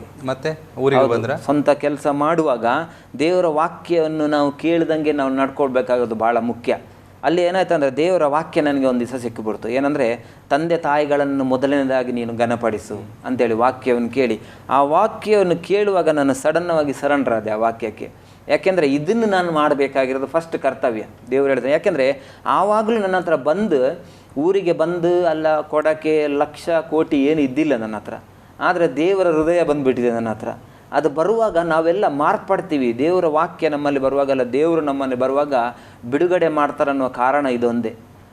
ನೋಡಿ, 15 ವರ್ಷಗಳಿಂದ ನಾನು ಆಲೋಚನೆ ಮಾಡ್ಕೊಂಡಿದ್ದೆ ಒಂದೇ, ಏನಂದರೆ ಹಣ ಬರಬೇಕು, ಊರಿಗೆ ಹೋಗ್ಬೇಕು, ತಾಯಿನ ಸಾಕಬೇಕು, ಕೊಡಬೇಕು, ಆ ಥರ ಮಾಡಬೇಕು, ಈ ಥರ ಮಾಡಬೇಕು. ಆದರೆ ತಾಯಿಯಲ್ಲಿ ನನ್ನ ಹಣವನ್ನು ನೋಡ್ತಾರ, ನನ್ನನ್ನು ನೋಡ್ತಾರ, ನನ್ನ ಪ್ರೀತಿಯನ್ನು ನೋಡ್ತಾರೆ, ನನಗೆ ಗೊತ್ತಾಗಿಲ್ಲ, ಅದು ನನಗೆ ಗೊತ್ತಾಗಿಲ್ಲ. ಆದರೆ ದೇವರನ್ನು ನಂಬಿದಾಗ ನನಗೆ ಈ ವಾಕ್ಯವನ್ನು ಬರುವಾಗ ನಾನು ಸಡನ್ನವಾಗಿ ಒಂದು ದಿವಸ ರಜೆ ಮಾಡ್ಕೊಂಡು ಎಲ್ಲ ಹೊರಡಿ, ಆ ಫೋನ್ ನಂಬರ್ ಇತ್ತು ನನ್ನ ಹತ್ರ. ಆವಾಗ ಹೇಳಿದಾಗೆ ಆ ಫೋನ್ ನಂಬರ್ಗೆ ನಾನು ಊರಿಗೆ ಫೋನ್ ಮಾಡಿದೆ. ಊರಿಗೆ ಫೋನ್ ಮಾಡುವಾಗ ಅದು ರಿಂಗ್ ಆಯಿತು. ಆಮೇಲೆ ಅವ್ರಿಗೆ ನಾನು ಹೇಳಿದೆ ಈ ಥರ ಅಂತೇಳಿ. ಮತ್ತು ನಮ್ಮ ಮನೆಯಲ್ಲಿ ಅವ್ರನ್ನ ಕರೆಸಿ ಈ ಟೈಮಿಗೆ ನಾನು ಫೋನ್ ಮಾಡ್ತೀನಿ ಅಂತೇಳಿ ನಮ್ಮ ಅಕ್ಕಂದರ ಹತ್ರ, ತಾಯಿ ಹತ್ರ ಎಲ್ಲ ಮಾತನಾಡಿದೆ. ಅಂತೂ ಸಂಪರ್ಕ ಹೌದು, ಸಂಪರ್ಕ ಆಯಿತು, ಮಾತನಾಡಿದೆ. ಆಮೇಲೆ ನಾನು ಬರ್ತೀನಿ ಅಂತ ಹೇಳಿದೆ. ಆಮೇಲೆ ನಾನು ಊರಿಗೆ ಬಂದೆ. ಊರಿಗೆ ಬಂದು ತಾಯಿಯನ್ನೆಲ್ಲ ನೋಡಿ ಇವಾಗ ಊರಿಗೆ ಹೋಗೋದು ಬರೋದು, ತಾಯಿ ನೋಡೋದು. ಈಗ ನೀವು ಈಗ ಬೆಂಗಳೂರಲ್ಲೇ ಇದ್ದೀರಾ? ಇಲ್ಲ, ನಾನು ಆ್ಯಕ್ಚುಲಿ ಇವಾಗ ಮಂಗಳೂರಲ್ಲಿದ್ದೀನಿ. ಮಂಗಳೂರಿಗೆ ಬಂದು ಒಂದು 5 ವರ್ಷ ಆಯಿತು. ಮಂಗಳೂರಲ್ಲಿದ್ದೀನಿ. ಮನೆ ತಾಯಿ ಅಕ್ಕ ಎಲ್ಲ ರಕ್ಷಣೆ ಬಂದಿಲ್ಲ? ಇಲ್ಲ, ಯಾರು ಬಂದಿಲ್ಲ, ನಾನು ಒಬ್ಬನೇ ರಕ್ಷಣೆ ಮಾರ್ಗದಲ್ಲಿ ಇದ್ದೀನಿ. ಅವರಿಗೆಲ್ಲ ದೇವ್ರ ಬಗ್ಗೆ ಹೇಳಿದ್ದೀನಿ. ಆದರೆ ಅವರು ಇಲ್ಲಿ ಸ್ವಲ್ಪ ಹಳ್ಳಿ ಪ್ರದೇಶದಲ್ಲಿ ಇರೋದ್ರಿಂದ, ಹೌದು, ಅಕ್ಕಂದಿರಿಗೆಲ್ಲ ಮದುವೆ ಆಗಿದೆ. ಮತ್ತೆ ನಿಮಗೆ ಮದುವೆ ಆಯಿತು? ಹೌದು, ನಾನು ಇಲ್ಲಿ ಮಂಗಳೂರಿಗೆ ಬಂದು ಮದುವೆ ಆಯ್ತಾ ಇಲ್ಲ ಬೆಂಗಳೂರಲ್ಲಿ? ಇಲ್ಲ, ನನಗೆ ಬ್ಯಾಂಗ್ಳೂರಲ್ಲೇ ಮದುವೆ ಆಯಿತು. ಅಲ್ಲಿ ಇರುವಾಗಲೇ ಮದುವೆ ಆಯಿತು. ಅವರು ಬೆಂಗಳೂರಿನವರೇ? ಹೌದು, ಅವರು ಮಂಗಳೂರು ಪ್ರದೇಶದವರೇ. ಆ್ಯಕ್ಚುಲಿ ಬ್ಯಾಂಗ್ಳೂರಲ್ಲೇ ಅವರು ಸೆಟ್ಲ್ ಆಗಿದೆ. ಅವರು ಶೆಟ್ಟಿ ಬ್ಯಾಂಗ್ಳೂರಿಂದ ಬಂದು. ಮುಂದೆ ಮಂಗಳೂರಿಗೆ ಬಂದು ಆ ಥರ ಇರುವಾಗ ನನಗೆ ಈ ದೇವರ ಸೇವೆಯನ್ನು ಮಾಡ್ತಾ ಇರುವಾಗ ದೇವರು ಬಹಳ ಅದ್ಭುತವನ್ನು ಮಾಡಿದ್ರು ನನಗೆ. ದೇವರು ಏನೆಲ್ಲ ಕೇಳಿದೆ ನಾನು ಅದೆಲ್ಲ ಮಾಡಿದ್ರು ನನಗೆ. ಯಾವುದನ್ನು ದೇವರು ನನಗೆ ಕಮ್ಮಿ ಮಾಡಲಿಲ್ಲ. ದೇವರ ಸುವಾರ್ತೆಯನ್ನು ಕೇಳಿ, ದೇವರ ವಾಕ್ಯವನ್ನು ಕೇಳಿ ಅಲ್ಲೇ ಬೆಳೀತಾ ಬರ್ತಾ ಇರುವಾಗ ನನಗೆ ಈ ಸೇವೆ ಮಾಡಬೇಕನ್ನೋ ಒಂದು, ಈ ಸೇವಕರು ಬರೋ ಮುಖಾಂತರ ನಿಮಗೆ ಸೇವೆ ಇದೆ ಅಂತೇಳಿ ಮದುವೆ ಆದಮೇಲೆ ಎಲ್ಲ, ಮದುವೆ ಆಗೋ ಮುಂಚೆನೂ ಸೇವೆ ಇದೆ ಅನ್ನೋ ಒಂದು, ಸೇವೆ ಮಾಡಬೇಕನ್ನೋ ಒಂದು ಕರೆ ಬಂತು ಎಲ್ಲ ಸೇವಕರ ಹತ್ರ. ಆದರೆ ನನಗೆ ಸೇವೆ ಮಾಡೋದು ಇಂಟ್ರೆಸ್ಟ್ ಇದ್ದಿಲ್ಲ. ಯಾಕಂದರೆ ಸೇವೆ ಅನ್ನೋದು ಬಹಳ ಜವಾಬ್ದಾರಿಯಾದ ಕೆಲಸ, ಬಹಳ ಕಷ್ಟಕರವಾದ ಕೆಲಸ ಅನ್ನೋದು ಗೊತ್ತು ನನಗೆ. ಬಹಳ ಕಷ್ಟಕರ ಆಗಿರುವಂಥ ಕೆಲಸ ಸೇವೆ. ಅದಕ್ಕೆ ಬಹಳ ನಾವು ಒಬೆ ಆಗಿರಬೇಕು. ಅಂದರೆ ಬಹಳ ನಾವು ತಾಳ್ಮೆಯಿಂದ ಡೆಡಿಕೇಟ್ ಆಗಿ ಎಲ್ಲ ನಮ್ಮ ಹತ್ರ ಇದ್ದರೆ ಮಾತ್ರ ನಮ್ಮ ಹತ್ರ ಸೇವೆ ಮಾಡೋಕ್ಕಾಗೋದು, ಖಂಡಿತವಾಗಲು. ಅದಕ್ಕೋಸ್ಕರ ನಾನು ಸೇವೆ ವಿಷಯದಲ್ಲಿ ಬಹಳ ಹಿಂದೆ ಇದ್ದೆ. ಯಾಕೆಂದರೆ ಸೇವೆ ಮಾಡೋಕ್ಕೆ ಇಂಟ್ರೆಸ್ಟ್ ಇಲ್ಲ ನನಗೆ. ಸೇವೆ ಮಾಡಲ್ಲ, ನಾನು ಆಲ್ರೆಡಿ ಸೇವೆ ಮಾಡ್ತಾಯಿದ್ದೀನಿ. ಅಂದರೆ ನನ್ನ ಅಂದಾಜೇನೆಂದರೆ ಸೇವೆ ಮಾಡಿ ಅಂತ ಹೇಳುವಾಗ ಹೌದು ನಾನು ಸೇವೆ ಮಾಡ್ತಾಯಿದ್ದೀನಿ. ಸಭೆಯಲ್ಲೆಲ್ಲ ಇದೇ ರೀತಿ ಎಲ್ಲ ಎಲೆಕ್ಟ್ರಿಕಲ್ ಕೆಲಸ ಅಲ್ಲ, ಸಭೆಯಲ್ಲಿ ಪ್ರತಿಯೊಂದು ಕೆಲಸನೂ ಚೇರ್ ಹಾಕೋದಾಗಲಿ, ಗುಡಿಸು, ಏನೇ ಕೆಲಸ ಆದರೂ ನನ್ನ ಅಂದಾಜೇನೆಂದರೆ ನಾನು ಸೇವೆ ಮಾಡ್ತಾಯಿದ್ದೀನಿ ಅಂತೇಳಿ, ಆಲ್ರೆಡಿ ನಾನು ಮಾಡ್ತಾಯಿದ್ದೀನಿ ಅಂತ ಹೇಳ್ಬಿಟ್ಟು. ಮತ್ತು ಸೇವಕರೆಲ್ಲ ಇಲ್ಲ ಸೇವೆ ಮಾಡಬೇಕಂಗೆ ಇಲ್ಲ, ಸೇವೆ ಮಾತ್ರ ನಾನು ಮಾಡಲ್ಲ. ಯಾಕೆಂದರೆ ಕೆಲಸ ಮಾಡಿಕೊಂಡು ದೇವರಿಗೆ ಸಹಾಯಕರಾಗಿ, ಸೇವಕರಿಗೆ ಸಹಾಯಕರಾಗಿ ನಾನು ಇರ್ತೀನಿ. ಆದರೆ ಸಂಪೂರ್ಣವಾಗಿ ಸೇವೆಗೆ ಮಾತ್ರ ನಾನು ಇಳಿಯಲ್ಲ ಅಂತೇಳಿದ್ದೆ. ಆವಾಗ ಇಳಿಯಲ್ಲ ಅಂತೇಳಿ ನಾವು ಇವಾಗ ಬಹಳ ಕಠಿಣವಾಗಿ ನಾನಿದ್ದೆ. ಎಷ್ಟೋ ಸಮಯಗಳಿಂದ ನನಗೆ ಸೇವೆ ಮಾಡಬೇಕು ಅಂತೇಳಿ ದೇವರಿಂದ ಪ್ರಕಟಣೆ ನನಗೆ ಬಂದ್ರೂ, ಆದರೆ ಅಲ್ಲ, ಅದೆಲ್ಲ ಅಲ್ಲ ನನಗೆ ಅಂತೇಳ್ಬಿಟ್ಟು ನಾನು ಅದನ್ನು ತಳ್ತಾ ಇದ್ದೆ. ಅದನ್ನು ನಾನು ರಿಸೀವ್ ಮಾಡ್ತಾ ಇರಲಿಲ್ಲ ನಾನು. ಅದೇ ರೀತಿಯಾಗಿರುವಾಗ ಸೇವೆ ಮಾಡಬೇಕಂತ ಇರುವಾಗ ನಾನು ಎಷ್ಟು ಮಾತ್ರ ಕೇಳ್ತಿರುವಾಗ, ನಾವು ಸತ್ಯವೇದದಲ್ಲಿ ಯೋನನ್ನು ನೋಡುವ ರೀತಿ, ಅವನಿಗೆ ದೇವರು ಹೇಳ್ತಾಗ ಅವನಿಗೆ ನೀನು ನಿನವೆಗೆ ಪಟ್ಟಣಕ್ಕೆ ಹೋಗ್ಬೇಕಂದ್ರೆ ಅವನು ತಾರ್ಸಿಸಿಗೆ ಹೋಗ್ತಾನೆ. ಅದೇ ರೀತಿ ಸ್ವಭಾವ ನನ್ನಲ್ಲಿತ್ತು, ಭಾವನೆ. ಯಾವುದೇ ಕಾರಣಕ್ಕೂ ಸೇವೆ ಮಾತ್ರ ನಾನು ಮಾಡಲ್ಲ, ಕೆಲಸ ಮಾಡ್ತೀನಿ ಅಂತೇಳಿ. ಅದೇ ರೀತಿ ಬ್ಯಾಂಗ್ಳೂರು ಪಟ್ಟಣದಲ್ಲಿರುವಾಗ ನನಗೆ ಮಂಗಳೂರು ಪಟ್ಟಣಕ್ಕೆ, ಈ ಕಡೆ ನೀನು ಪ್ರದೇಶಕ್ಕೆ ಹಿಂಗೆ ಹೋಗಬೇಕು ಸೇವೆಗೆ ಅಂತೇಳಿ ನನಗೆ ಹೇಳುವಾಗಲೂ ಸೇವಕರು ನಾನು ಆಲೋಚನೆ ಮಾಡ್ತಾಯಿದ್ದೆ, ಅಯ್ಯೋ ನನಗೇನಾದರೂ ಒಂದು ಪ್ರೊಫೆಷನ್ ದೊಡ್ಡ ಜಾಬ್ ಏನಾದರೂ ಇದ್ದಿದ್ರೆ ಏನೋ ಟ್ರಾನ್ಸ್ಫರ್ ಮಾಡ್ತಾರೆ, ಮಂಗಳೂರಿಗೆ ಹೋಗ್ತಾರೆ ಅಂತ ಹೇಳಿದ್ರೆ ಏನೋ ನಂಬೋದು. ನಾನು ಅಲ್ಲಿ ಹೋಗಿ ಏನು ಮಾಡೋದು? ಬೆಂಗಳೂರು ಪಟ್ಟಣದ ದೊಡ್ಡದಾಗಿ ನಾವು ನೋಡಿರ್ತೀವಿ. ಯಾಕಂದರೆ ಬೆಂಗಳೂರು ಪಟ್ಟಣದಲ್ಲಿ ನಾವು ನೋಡುವಾಗ ಮಂಗಳೂರು ನಮಗೆ ಸ್ವಲ್ಪ ಚಿಕ್ಕದಾಗಿ ಕಾಣುತ್ತೆ. ಅಲ್ಲಿ ಹೋಗಿ ನಾನು ಏನು ಮಾಡೋಕ್ಕೆ ಸಾಧ್ಯ? ಈ ಕ್ಯಾಮ್ರಾದ ಬಿಸ್ನೆಸ್, ಕ್ಯಾಮ್ರಾ ಮಾಡ್ತಾಯಿದ್ನಲ್ಲ, ಇದನ್ನು ಹೋಗಿ ಅಲ್ಲಿ ಮಾಡೋಕ್ಕಾಗುತ್ತೆ? ಇಲ್ಲ ಅಂತ ಹೇಳ್ಬಿಟ್ಟು ನಮ್ಮ ಮಿಸ್ಸಸ್ ಹೇಳ್ತಾ ಇರುವಾಗ, ಇಲ್ಲ ನಮಗೆ ಸೇವೆ ಇದೆ ಹೋಗುವಾಗ ಅಂತೇಳಿ ನಾನು ತಮಾಷೆ ಮಾಡ್ತಾಯಿದ್ದೆ. ಸರಿ ಹೋಗೋಣ, ಅಲ್ಲಿ ನಾನು ತೋಟ ಕೆಲಸಕ್ಕೆ ಹೋಗ್ತೀನಿ, ನೀನು ಗದ್ದೆ ಕೆಲಸಕ್ಕೆ ಹೋಗು ಅಂತೇಳ್ಬಿಟ್ಟು ತಮಾಷೆ ಮಾಡ್ತಾಯಿದ್ದೆ ಯಾವಾಗಲೂ. ಅಂದರೆ ಅದನ್ನು ನಾನು ಸೀರಿಯಸ್ ಆಗಿ ತಗೊಂಡೇ ಇಲ್ಲ. ಆಮೇಲೆ ಮಂಗಳೂರಿಗೆ ಬಂದ್ರೆ? ಹೌದು, ಬರೋಕ್ಕೆ ಕಾರಣ ಮಂಗಳೂರಿಗೆ ಅಂದರೆ, ಯಾವಾಗಲೂ ನನಗೆ ಒಬ್ಬರು ಈ ಕಂಪನಿ ಜಾಬಲ್ಲಿ, ಬೇರೆ ಕಂಪನಿಯವರು, ಒಂದು ಈ ಯುರೋಕಪಬ್ಸ್ ಕಂಪನಿ ಅಂತ, ಅವರು ನನ್ನ ಕೆಲಸಗಳನ್ನೆಲ್ಲ ನೋಡಿ, ಕ್ಯಾಮ್ರಾದ ಕೆಲಸ ನಾನು ಮಾಡುವ ರೀತಿಯೆಲ್ಲ ನೋಡಿ, ಅವರು ಯಾವಾಗಲೂ ನನಗೆ ಪ್ರೆಸರ್ ಹಾಕೋರು. ಬರುವಾಗ ಫೋನ್ ಮಾಡೋದು, ಸಿಗುವಾಗ ಎಲ್ಲ, ನೀವು ನಮ್ಮ ಕಂಪನಿ ಬನ್ನಿ, ನಿಮಗೆ ಒಳ್ಳೆ ಸ್ಯಾಲ್ರಿ ಕೊಡ್ತೀನಿ ಅಂತೇಳಿ ಯಾವಾಗಲೂ ಕರೆಯೋರು. ಅವಾಗ ನಾನು ಅವ್ರಿಗೆ ಪ್ರಶ್ನೆ ಆಗ್ತಾಯಿದ್ದೆ, ಸರ್ ನಿಮ್ಮ ಕಂಪನಿ ಬಂದರೆ ನಾನು ಜಾಬ್ ಮಾಡಬೇಕು, ಟೈಮ್ ಪ್ರಕಾರ ಬರಬೇಕು, ಮತ್ತು ಎಷ್ಟು ಕೊಡ್ತೀರಾ ಸ್ಯಾಲ್ರಿ, ಎಷ್ಟು ಕೊಡ್ತೀರಾ ಅಂದರೆ ಸರ್ ಅದು ನಂದು ಒಂದು ಆರ್ಡ್ರ್ ಸರ್, ನಂದು ಅದು ಹಣ ಒಂದು ಆರ್ಡ್ರ್ ಮಾಡಿದ್ರೆ ಮುಗಿದೋಗುತ್ತೆ, ನನಗೆ ಬೇರೆ ಟೈಮಲ್ಲಿ ಫ್ರೀ ಇರುತ್ತೆ, ನನಗೆ ಸೇವೆ ಮಾಡಬೇಕು, ಈ ಥರ ಕೆಲಸಗಳೆಲ್ಲ ಇದೆ, ನನಗೆ ಬರೋಕ್ಕಾಗಲ್ಲ ಅಂತ ಹೇಳ್ತಾ ಇದ್ದೆ. ನಾನು ಯಾವಾಗಲೂ ಬರೋಕ್ಕಾಗ್ತಿರಲಿಲ್ಲ. ಆವಾಗ ಈ ಯೋನನಿಗೆ ಯಾವ ರೀತಿ ಪ್ರಾಬ್ಲಮ್ ಬಂತೋ ನನಗೆ ಫ್ಯಾಮಿಲಿಯಲ್ಲಿ ಪ್ರಾಬ್ಲಮ್ ಬರೋಕ್ಕೆ ಸ್ಟಾರ್ಟ್ ಆಯಿತು. ಬಹಳ ಒಂದು ಕಠಿಣಕರವಾಗಿರುವ, ಬಹಳ ಒಂದು ದುಃಖಕರ ಆಗಿರೋ ಪರಿಸ್ಥಿತಿ ನನ್ನ ಜೀವಿತದಲ್ಲಿ ಬಂತು. ಬಹಳ ಕಷ್ಟ, ಭಾರಿ ಬೇಜಾರು, ಮತ್ತೆ ದೇವರನ್ನು ಬಿಟ್ಟು ಬಿಡುವಂಥ ಪರಿಸ್ಥಿತಿ ಬಂದುಬಿಡ್ತು ನನಗೆ. ಆವಾಗ ನನಗೆ ಬಹಳ ಕೋಪದಲ್ಲಿ ನಾನು ಏನು ಮಾಡಿದೆ ಅಂದರೆ, ಈ ಸೇವೆ ಅಂತ ಈ ಕಡೆ ಅಂತಾರೆ ಇವರು, ಈ ಕಡೆ ನೋಡಿದ್ರೆ ನನಗೆ ಸೇವೆ ಮಾಡೋಕ್ಕೆ ಮನಸ್ಸಿಲ್ಲ. ಮತ್ತು ನೋಡಿದ್ರೆ ನನ್ನ ಜೀವನದಲ್ಲಿ ಬಂದಿರುವ ತೊಂದರೆಗಳನ್ನು ನೋಡುವಾಗ ಈ ದೇವ್ರನ್ನ ಬಿಡಬೇಕಂತ ನಾನು ಟ್ರೈ ಮಾಡಿದೆ. ಈ ನನಗೆ ಅಲ್ಲಿ ಇರೋದ್ರಿಂದ, ನನಗೆ ಅಲ್ಲೇ ಮದುವೆ ಆಗಿರೋದ್ರಿಂದ, ಈ ಉದಯ ಪಾಸ್ಟರ್ ಫ್ಯಾಮಿಲಿ ರಿಲೇಷನಲ್ಲೇ ನನಗೆ ಮದುವೆ ಆಗಿರೋದ್ರಿಂದ, ಇವರಲ್ಲಿ ಇದ್ದರೆ ನನ್ನನ್ನು ಸಭೆಗೆ ಬರಬೇಕಂತ ಹೇಳ್ತಾರೆ, ಇಲ್ಲಿ ಇದ್ದರೆ ನನಗೆ ಸೇವೆ ಮಾಡಬೇಕಂತ ಹೇಳಿದ್ರೆ, ಯಾಕೆ ನಾನು ಇವ್ರನ್ನ ತಪ್ಪಿಸಿ ಬೇರೆ ಕಡೆ ಹೋಗಬಾರ್ದು ಅಂತ ನನಗೆ ಒಂದು ಭಾವನೆ ಬಂತು. ಆವಾಗ ನನಗೆ ಸಡನ್ನವಾಗಿ ಜ್ಞಾಪಕ ಬಂದಿದ್ದು, ಈ ಕೆಲಸಕ್ಕೆ ಕರಿತಾ ಇದ್ರು ನೋಡಿ ಒಬ್ಬರು ಕಂಪ್ನಿಯಿಂದ, ಅದು ನನಗೆ ಜ್ಞಾಪಕ ಬಂತು. ನಾನು ಅವಾಗ ಸಡನ್ನ ಫೋನ್ ಮಾಡಿ, ಫೈನಲ್ ಆಗಿ ನಾನು ಎಷ್ಟೋ ದಿನಗಳಿಂದ ಟೆನ್ಷನಲ್ಲಿದ್ದು, ಕೊರಗಿ, ಬೇಜಾರಾಗಿ, ಬಹಳ ದುಃಖದಲ್ಲಿದ್ದು, ಲಾಸ್ಟಿಗೆ ನಾನು ಅವ್ರಿಗೊಂದು ಫೋನ್ ಮಾಡಿ ಕೇಳಿದೆ, ಯಾಕೆ ಇದನ್ನು ಟ್ರೈ ಮಾಡುವ ಅಂತೇಳಿ. ಫೋನ್ ಮಾಡಿಬಿಟ್ಟು, ಸರ್ ನಾನು ಮಂಗಳೂರಿಗೆ ಹೋಗೋದಾದ್ರೆ ನಿಮ್ಮ ಕಂಪನಿಯಲ್ಲಿ ಜಾಯ್ನ್ ಆಗ್ತೀನಿ, ನಿಮ್ಮ ಮಂಗಳೂರಿನಲ್ಲಿ ನಿಮ್ಮ ಕಂಪನಿ ಇದೆಯಾ ಅಂತ ಕೇಳಿದೆ. ಸಡನ್ನವಾಗಿ ಹೇಳಿದ್ರು, ಇಷ್ಟು ದಿನ ಇದ್ದಿಲ್ಲ, ಈ ಮಂತಲ್ಲಿ ಓಪನ್ ಮಾಡ್ತಾ ಇದ್ದೀವಿ ಅಂತೇಳಿ. ನನಗೆ ಆವಾಗ ಯಾವುದನ್ನು ನಾನು ಟೆನ್ಷನ್ ಸರ್ ಹಾಗಾದ್ರೆ ನಾನು ಹೋಗಿ ಅಲ್ಲಿ ಜಾಯ್ನ್ ಆಗ್ತೀನಿ ಅಂತ ಹೇಳಿದೆ. ಸರಿ ನೀವು ಹೋಗಿ ಅಲ್ಲಿ ಜಾಯ್ನ್ ಆದ್ರೆ ನಾನು ಸಡನ್ನ ಬಂದುಬಿಟ್ಟೆ ಮಂಗಳೂರಿಗೆ. ಬಂದುಬಿಟ್ಟು ಯಾಕೆಂದರೆ ದೇವ್ರನ್ನ ಬಿಡಬೇಕು ಅಂತೇಳಿ, ಮೊದಲನೇದಾಗಿ ದೇವ್ರನ್ನ ಬಿಟ್ಟು ಬಿಡಬೇಕು. ಯಾಕೆಂದರೆ ನಾನು ಫ್ಯಾಮಿಲಿ ಹೋಗಿ ಬರ್ತಾ ಇರೋದಂದರೆ ಈ ನನ್ನ ಫ್ಯಾಮಿಲಿ ಜೊತೆ ಇನ್ವಾಲ್ವ್ ಆಗಬೇಕು, ನನ್ನ ಫ್ಯಾಮಿಲಿ ಜೊತೆ ಸೆಟ್ಲ್ ಆಗಿಬಿಡ್ಬೇಕು ಅಂತೇಳ್ಬಿಟ್ಟು ನಮ್ಮ ತಾಯಿ ಜೊತೆ ಎಲ್ಲ ಅಂಥೇಳಿ ನಾನು ಏನು ಮಾಡಿದೆ, ಅಲ್ಲಿಂದ ಮಂಗಳೂರಿಗೆ ಬಂದೆ. ಸೀದಾ ಮಂಗಳೂರಿಗೆ ಬಂದು ಸ್ವಲ್ಪ ದಿನ ಒಂದು 2-3 ತಿಂಗಳು ಇದ್ದು, ಆಮೇಲೆ ಮನೆಯೆಲ್ಲ ಮಾಡಿ ನಮ್ಮ ಮಿಸ್ಸಸ್ನ ಮಕ್ಕಳನ್ನೆಲ್ಲ ಕರ್ಕೊಂಬಂದೆ. ಕರ್ಕೊಂಬಂದು ನಾನು ಇಲ್ಲಿ ಏನು ಮಾಡಿದೆ ಅಂದರೆ, ಈ ದೇವ್ರನ್ನ ಬಿಟ್ಟುಬಿಟ್ಟು ಲೋಕ ಪ್ರಕಾರವಾಗಿ ಮತ್ತೆ ಹೋಗಿ ಸ್ಟಾರ್ಟ್ ಮಾಡಿದೆ. ಎಲ್ಲ ದೇವ್ರನ್ನ ಬಿಟ್ಬಿಟ್ಟು, ಯಾಕೆಂದ್ರೆ ನಂಗೆ ಅಲ್ಲಿದ್ದರೆ ಆಗ್ತಾ ಇರಲಿಲ್ಲ, ಇಲ್ಲಿದ್ದರೆ ನನ್ನನ್ನು ಯಾರೂ ನೋಡಲ್ಲ, ಯಾರೂ ಕೇಳಲ್ಲ ಅಂತೇಳಿ ನಾನು ಇಲ್ಲಿ ಮನೆಗೆ ಬಂದು ಮತ್ತೆ ಲೋಕ ಪ್ರಕಾರವಾಗಿ ಹೋಗಿ ತಯಾರು ಮಾಡಿದೆ. ಮತ್ತು ಕಂಪ್ಲೀಟಾಗಿ ಯೇಸು ಸ್ವಾಮಿನ ಬಿಡಬೇಕು, ಇದು ಯಾವುದೇ ರೀತಿ ನನಗೆ ಬೇಡ, ಈ ಸೇವೆನೂ ಬೇಡ, ನನ್ನ ಸೇವೆ ಮಾಡೋದಿಲ್ಲ, ಇದರ ಅವಶ್ಯಕತೆಯೂ ಇಲ್ಲ ಅಂತೇಳಿ ನಾನು ದೇವರು ಮಾಡಿರೋ ಎಲ್ಲ ಕಾರ್ಯಗಳನ್ನು ಮರೆತುಬಿಟ್ಟು ಮತ್ತೆ ನಾನು ಲೋಕ ಪ್ರಕಾರ ಇಲ್ಲಿ ಮಂಗಳೂರಲ್ಲಿ ಬಂದು ನಡೆಯೋಕ್ಕೆ ಸ್ಟಾರ್ಟ್ ಮಾಡಿದೆ. ಎಲ್ಲ ಬಿಟ್ಬಿಟ್ಟು ಆಮೇಲೆ ಎಲ್ಲ ಮತ್ತೆ ಕೆಲವು ದೇವ್ರನ್ನ ಬಿಟ್ಬಿಟ್ಟು ಯಾವುದೇ ಕಠಿಣ ಪರಿಸ್ಥಿತಿ ಅಂದ್ರೆ ಬಂದರೆ, ಯಾಕೆಂದರೆ ದೇವರ ಮುಂದೆ ನಾವು ಎಲ್ಲವನ್ನು ಸತ್ಯ ಒಪ್ಪಿಕೊಳ್ಬೇಕಾಗಿತ್ತು. ಎಲ್ಲ ಮತ್ತೆ ಕೆಲವು ಕೆಟ್ಟ ಅಭ್ಯಾಸಗಳನ್ನು ನಾನು ಕಲಿಯೋಕ್ಕೆ ಸ್ಟಾರ್ಟ್ ಮಾಡಿದೆ ಇಲ್ಲಿ. ಇದೇ ಥರ ನಾನು ಇರುವಾಗ ಮಂಗಳೂರಲ್ಲಿ ನನಗೆ ಅವರು ಕಂಪ್ನಿಯಲ್ಲಿ ಕರೆದವರು ನನಗೆ ಅವರು ಮತ್ತೆ ಮೋಸ ಮಾಡಿದ್ರು. ಯಾಕೆಂದರೆ ಸಂಬಳ ಕೊಡ್ತೀನಿ ಅಂತ ಸಂಬಳ ಬರೀ 7,000 ರೂಪಾಯಿ ಮಾತ್ರ ಕೊಟ್ಬಿಟ್ರು. ಬಹಳ ಕಠಿಣ ಪರಿಸ್ಥಿತಿ ಬಂದುಬಿಟ್ರು. 7,000 ರೂಪಾಯಿ ನಾನು ಮಂಗಳೂರಲ್ಲಿ ನೋಡುವಾಗ 3,000 ರೂಪಾಯಿ ಬಾಡಿಗೆ, ಮನೆ ಬಾಡಿಗೆ, ಮತ್ತು 3,000 ರೂಪಾಯಿ ನನಗೆ ಪೆಟ್ರೋಲ್ ಖರ್ಚು ಆಗ್ತಾಯಿತ್ತು.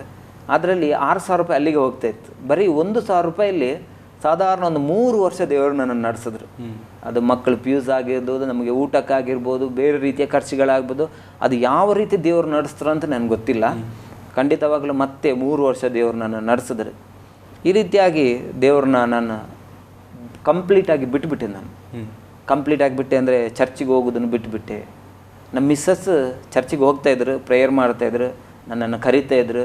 ಯಾಕಂದ್ರೆ ನಾನು ಜೋರು ಮಾಡ್ತಾಯಿದ್ದೆ, ಹೋಗ್ತಾ ಇರಲಿಲ್ಲ, ಸಭೆಗೆ ಹೋಗ್ತಾ ಇರಲಿಲ್ಲ, ಕಟ್ ಮಾಡ್ತಾಯಿದ್ದೆ.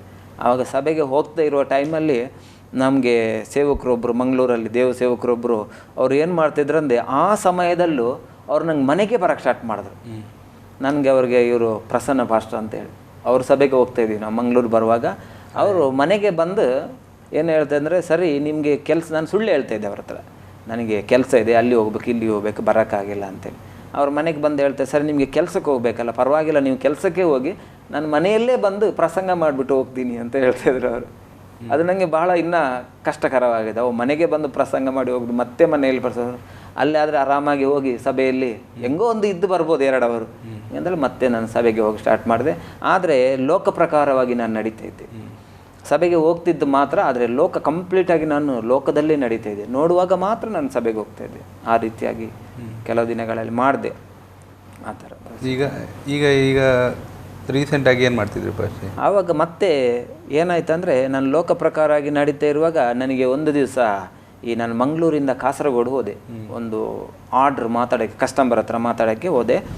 ಹೋಗ್ತಾ ಇರೋ ಸಮಯದಲ್ಲಿ ಮಳೆಗಾಲ ಟೈಮು, ಅವ್ರ ಮನೆ ಅಂಗಳದಲ್ಲಿ ಇಂಟರ್ಲಾಕ್ ಹಾಕಿದ್ದಾರೆ. ಆ ಇಂಟರ್ಲಾಕ್ ಹಾಕಿ ನಾನು ಅವರ ಮನೆಯಲ್ಲಿ ಗಾಡಿ ತಗೊಂಡೋಗಿ ನಿಲ್ಲಿಸುವಾಗ ಗಾಡಿ ಜಾರ್ಬಿಡ್ತು ನನಗೆ. ಯಾಕೆಂದರೆ ಮಂಗಳೂರಿಂದ ಅಲ್ಲಿ ಹೋಗುವಾಗ ಈ ಸೈಲೆನ್ಸರ್ ಬಿಸಿಯಾಗಿದೆ. ಅದೇನಾಯಿತು, ಆ ಸೈಲೆನ್ಸರ್ ಮೇಲೆ ನನ್ನ ಕಾಲು ಬಿದ್ದುಬಿಡ್ತು. ಅದು ಏನಾಯ್ತು ಅಂದರೆ ಸಾಧಾರಣ ಒಂದು 1.5 ಅಡಿ ಚರ್ಮ ಹೋಗ್ಬಿಡ್ತು. ಚರ್ಮ ಅಂದರೆ ಈ ಪ್ಲಾಸ್ಟಿಕ್ ಕವರ್ ಎಣ್ಣೆ ಹಾಕ್ಬಿಟ್ಟು ಯಾವ ರೀತಿ ಹಿಂಗೆ ಜರುಗಿಸ್ತಾರೋ ಆ ರೀತಿ ಆಗ್ಬಿಡ್ತು, ಕೆಂಪಾಗ್ಬಿಡ್ತು ಕಾಲು. ಆದರೆ ನಾನು ನೋಡಲಿಲ್ಲ. ಅವರೆಲ್ಲ ಬಂದು ನನ್ನನ್ನು ಎತ್ತಿದ್ರು, ಏನಾಯ್ತು ಏನಾಯ್ತು ಅಂತ. ಅವಾಗ ನನಗೆ ಹೇಳಿ ಏನಿಲ್ಲ ಸರ್ ಅಂತೇಳಿ. ಅಂದರೆ ನನ್ನ ಸ್ವಭಾವ ಏನಂದರೆ ಬೇರೆಯವ್ರಿಗೆ ನೋವು ಕೊಡಬಾರ್ದು. ನನಗೆ ಎಷ್ಟೇ ಕಷ್ಟ ಪರಿಸ್ಥಿತಿ ಇದ್ದರೂ ನನಗೆ ಹೇಳೋ ಪರಿಸ್ಥಿತಿ ಅಲ್ಲ, ನೆಗಾಡ್ಕೊಂಡೇ ಚೆನ್ನಾಗಿರ್ತೀನಿ. ಆದರೆ ನನ್ನ ಪರಿಸ್ಥಿತಿ ಅವ್ರಿಗೆ ಯಾರಿಗೂ ಗೊತ್ತಿರಲ್ಲ ಅಂತ ಹೇಳ್ಬಿಟ್ಟು ಅವರೆಲ್ಲ ಎಲ್ಲ ಸೈಟೆಲ್ಲ ನೋಡಿ ಈ ಥರ ಎಲ್ಲ ಅವ್ರಿಗೆ ಎಕ್ಸ್ಪ್ಲೈನ್ ಮಾಡಿ ಬರುವಾಗ ನನಗೆ ಬಹಳ ನೋವಾಗ್ತಿದೆ. ಅಂದರೆ ಕಡ್ದಂಗೆ ಆಗ್ತಾಯಿದೆ, ಕಾಲು ಚುಚ್ಚಿದಂಗೆ ಆಗ್ತಿದೆ, ರಕ್ತ ಇಳಿತಿದೆ ಅನ್ನೋ ಒಂದು ಮೈಂಡ್ ನನಗೆ ಕಾಣ್ತಾ ಇದೆ. ಒಂದು ರಕ್ತ ಇಳಿತಾ ಇದೆ, ಆ ರಕ್ತ ನೋಡೋಕ್ಕಾಗ್ತಾಯಿಲ್ಲ ನನಗೆ. ಕಸ್ಟಮರ್ ಪಟ್ಟ ಬಂದೆ, ಗಾಡಿ ಸ್ಟಾರ್ಟ್ ಮಾಡಿ ಮುಂದೆ ಬರುವಾಗ ಸಾಧಾರಣ 1.5 ಇಂಚ್ ಕಾಲು ಸುಟ್ಟೋಗಿದೆ. ಆವಾಗ 7,000 ರೂಪಾಯಿ ಸಂಬಳದಲ್ಲಿ ನನಗೆ ಏನು ಮಾಡೋಕ್ಕಾಗ್ತಿರಲ್ಲ. ಹಾಸ್ಪಿಟ್ಲ್ ಹೋಗೋ ದುಡ್ಡಿಲ್ಲ, ಹಾಸ್ಪಿಟ್ಲಲ್ಲಿ ಬ್ಯಾಂಡೇಜ್ ಮಾಡೋ ಪರಿಸ್ಥಿತಿ ನನಗಿಲ್ಲ. ನಾನು ಹೋಗಿ ಜಸ್ಟ್ ಒಂದು ಬರ್ನರಲ್ಲಿ ತಗೊಂಡು ಬರ್ನಲ್ಲಿ ಹಾಕಿ ವಿಪರೀತ ನೋವಾಗೋದು, ರಾತ್ರಿ ಎಲ್ಲ ಉರಿಯೋದು, ನಿದ್ದೆ ಬರಲ್ಲ, ಏನೋ ನೋವು ಭಯಂಕರ. ಆವಾಗ ನಾನು ಮತ್ತೆ ಹರಕೆ ಮಾಡಿದೆ, ದೇವರೇ ನನ್ನ ತಪ್ಪಾಯಿತು, ನಾನು ಸಭೆಗೆ ಬರ್ತೀನಿ, ಸೇವೆ ಮಾಡ್ತೀನಿ ಅಂತೇಳಿ ಹರಕೆ ಮಾಡಿಬಿಟ್ಟು ಸಭೆಗೆ ಹೋದೆ. ಸ್ವಲ್ಪ ದಿನ ಸಭೆಗೆ ಹೋಗುವಾಗ ಮತ್ತೆ ಒಂದು ಕೆಟ್ಟ ಸ್ವಭಾವ ನನ್ನಲ್ಲಿ ಸ್ಟಾರ್ಟ್ ಆಯ್ತೆ. ಎಲ್ರಿಗೂ ಆಕ್ಸಿಡೆಂಟ್ ಆಗಲ್ವಾ, ಎಲ್ರಿಗೂ ನೋವಾಗಲ್ಲ. ಇಷ್ಟು ಚಿಕ್ಕ ನೋವು ಹೋದ್ಮೇಲೆ ಮತ್ತೆ ಇಷ್ಟು ಚಿಕ್ಕ ನೋವಲ್ಲಿ ನಾನು ದೇವರಿಂದ ಆಯ್ತು ಅಂತ ಹೇಳೋದು ತಪ್ಪು ಅಂತೇಳಿ ಮತ್ತೆ ನಾರ್ಮಲಾಗಿ ಲೋಕ ಪ್ರಕಾರವಾಗಿ ನಡೆಯೋಕ್ಕೆ ಸ್ಟಾರ್ಟ್ ಮಾಡುವಾಗ ನಾನು ಒಂದು ದಿವಸ ಗಾಡಿಯಲ್ಲಿ, ನನಗೆ ಸ್ವಲ್ಪ ಈ ಮಂಗಳೂರು ಪ್ರದೇಶಕ್ಕೆ ಬಂದಿರೋದ್ರಿಂದ ಎಲ್ಲ ಕಡೆ ಬೈಕಲ್ಲಿ ಹೋಗೋದು ಭಾಳ ನನಗೆ ಖುಷಿ. ಎಲ್ಲ ಕಡೆ ಬೈಕಲ್ಲಿ ಓಡಾಡೋದು, ಹತ್ರ ಇರುವಲ್ಲ ಸಾಧಾರಣ ಮಟ್ಟಿಗೆ 100-150 ಕಿಲೋಮೀಟರ್ ಬೈಕಲ್ಲಿ ಹೋಗೋದು. ಒಂದು ದಿವಸ ನಾನು ಮಡಿಕೇರಿ ಹೋಗಿದ್ದೆ ಬೈಕಲ್ಲಿ. ಬರುವಾಗ ಏನಾಯ್ತು ಅಂದರೆ ನನಗೆ ಗೊತ್ತಿಲ್ಲ ಆ್ಯಕ್ಚುಲಿ ಈ ಥರ ಪರಿಸ್ಥಿತಿ. ಅಂದರೆ ಬರುವಾಗ ಫುಲ್ಲು ಹಿಮ ಅಂದರೆ ರೋಡ್ ಕಾಣಲ್ಲ. ಆವಾಗ ರೋಡ್ ಮಾಡ್ತಾ ಇದ್ದಾರೆ. ಅದು ಅಲ್ಲಿ ಬರುವಾಗ ಏನಾಯ್ತು ಅಂದರೆ ಒಂದು ಜಲ್ಲಿ ಹಿಮ ಎರಡು ಒಂದೇ ಕಲರ್, ಜಲ್ಲಿ ಮೇಲೆ ಹತ್ತುಬಿಟ್ಟು ಬೈಕ್ ಪಲ್ಟಿ ಆಗ್ಬಿಡ್ತು ರಾತ್ರಿ. ಅಂದರೆ ಒಬ್ಬನ ಹತ್ರ ಕೇಳಿದೆ ನಾನು, ಹೋಗ್ಬೋದಾ ಗಾಡಿಯಲ್ಲಿ ಅಂತೇಳಿ. ಆದರೆ ಅವರೇ ಹೇಳಿದ್ರು ಹೋಗ್ತಾರೆ ಅಂತೇಳಿ. ಆದರೆ ನಾನು ಬರುವಾಗ ಒಂದು ಗಾಡಿನೂ ಇಲ್ಲ, ಒಂದೇ ಒಂದು ಗಾಡಿ ಯಾರು ಬರ್ತಾ ಇರಲಿಲ್ಲ. ರಾತ್ರಿ ಒಂದು ಸಾಧಾರಣ 1:30-2 ಗಂಟೆ ಮಿಡ್ ನೈಟಲ್ಲಿ ಬಿದ್ದುಬಿಟ್ಟೆ ನಾನು.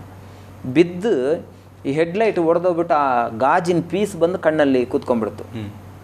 ಮತ್ತೆ ಬಂದೆ ಮನೆಗೆ, ಈಗ ಗೊತ್ತಾಗಿಲ್ಲ, ಗಾಜು ಪೀಸ್ ಇದು ಗೊತ್ತಾಗಿಲ್ಲ. ಮತ್ತೆ ಅದು ಬೆಳಿಗ್ಗೆ ಒಂದು 9 ಗಂಟೆ ಆದಮೇಲೆ ಚುಚ್ಚು ಥರ ಆಯಿತು. ಚುಚ್ಚು ಥರ ಏನೋ ನೋವಾಯಿತು, ಹಿಂಗೆ ಅಂತೇಳಿ ನಾನು ಸುಮ್ಮನೆ ಹಾಕ್ಕೊಂಡೆ. ಆಮೇಲೆ ಬರ್ತಾ ಜೋರಾಯಿತು. ಮತ್ತೆ ನಾನು ಏನಾದರೂ ಪರವಾಗಿಲ್ಲ ಅಂತೇಳಿ ಬೇರೆಯವ್ರ ಹತ್ರ ನಾನು ಸಾಲ ತಗೊಂಡು, ಯಾಕಂದ್ರೆ ತಡೆಯೋಕ್ಕಾಗ್ತಿಲ್ಲ ನೋವು ನನಗೆ. ಸಾಲ ತಗೊಂಡು ನಾನು ಈ ಕಣ್ಣಿನ ಆಸ್ಪತ್ರೆಗೆಲ್ಲ ತೋರಿಸಿದೆ. ಅವರೆಲ್ಲ ಮಿಷಿನ್ ಹಾಕಿ ನೋಡಿ ಎಲ್ಲ ಮೆಡಿಸಿನ್ ಕೊಡ್ತಾ ಇದ್ದಾರೆ. ಏನು ಆಗಿದೆ ಅಂತೇಳಿ ಅವ್ರಿಗೆ ಗೊತ್ತಾಗ್ತಾ ಇಲ್ಲ. ಎಲ್ಲ ಮಿಷಿನ್ ಹಾಕಿ ಎಲ್ಲ ಚೆಕ್ ಮಾಡಿದ್ರೂ ಗೊತ್ತಾಗ್ತಾ ಇಲ್ಲ. ಲಾಸ್ಟಿಗೆ 3 ದಿನ ಆದಮೇಲೆ ಕಣ್ಣು ಒಂಥರ ರಕ್ತ ಥರ ಆಗ್ಬಿಡ್ತು. ಅಂದರೆ ಕಣ್ಣು ಹೋದ ರೀತಿ, ಕಣ್ಣು ಇದು ಡೆಡ್ ಆಗ್ಬಿಡ್ತು ಅಂತೇಳಿ. ಆವಾಗ ಮತ್ತೆ ನನಗೆ ವಾಯ್ಸ್ ಬರ್ತಾಯಿದೆ, ಸೇವೆ ಮಾಡು. ದೇವ್ರು ಸೇವೆ ಮಾಡೋಕ್ಕೆ ಹೇಳಿದ್ದಾರೆ, ತಪ್ಪು ಮಾಡಿಬಿಟ್ಟೆ ಅಂತೇಳಿ ಮತ್ತೆ ನಾನು ಪ್ರಾರ್ಥನೆ ಮಾಡಿದೆ. ದೇವರೇ, ನಾನು ತಪ್ಪು ಮಾಡಿದ್ದೀನಿ, ಈ ಕಣ್ಣು ನೋವಿಂದ ನನ್ನನ್ನು ಬಿಡುಗಡೆ ಮಾಡು, ಬಹಳ ಕಷ್ಟದಲ್ಲಿದ್ದೀನಿ, ನನಗೆ ಏನು ಮಾಡೋದಂತ ಗೊತ್ತಾಗ್ತಾ ಇಲ್ಲ, ನೀನು ದಾರಿ ತೋರಿಸು ಅಂತ ಹೇಳ್ಬಿಟ್ಟು ಪ್ರಾರ್ಥನೆ ಮಾಡುವಾಗ, ಪ್ರಾರ್ಥನೆ ಮಾಡಿ ನಾನು ಮತ್ತೆ ಹೊರಗಡೆ ಬಂದು ಹಿಂಗೆ ನಡ್ಕೊಂಡು ಹೋಗುವಾಗ ಒಂದು ಮಕ್ಕಳ ಡಾಕ್ಟ್ರ್, ಒಂದು ಚಿಕ್ಕ ಒಂದು ಕ್ಲಿನಿಕ್, ಅಲ್ಲಿ ಯಾಕೆ ಇವ್ರ ಹತ್ರ ಹೋಗಿ ತೋರಿಸ್ಬಾರ್ದಂತ ನನಗೊಂದು ಮನಸ್ಸಾಯಿತು. ಪ್ರಾರ್ಥನೆ ಮಾಡಿದ್ಮೇಲೆ ನಾನು ಹೋಗಿ ಕೂತ್ಕೊಂಡಾಗ ಕಣ್ಣು ಅಂತ ಹೇಳುವಾಗ ಅವರ ಪಕ್ಕದಲ್ಲಿ ಒಬ್ಬರು ಅಸ್ಟೆಂಟ್ ಇದ್ದಾರೆ. ಕಣ್ಣು ನೋಡಿ ಹೇಳ್ತಾ ಇದ್ದಾರೆ, ಒಂದು ಟವೆಲ್ ತಗೊಂಡು ನೋಡಿ, ಇದು ಇವನಿಗೆ ಡಿಸ್ಟರ್ಬ್ ಮಾಡ್ತಾ ಇತ್ತು ಅಂತೇಳಿ ಹಿಂಗೆ ತೆಗೆದ್ರು.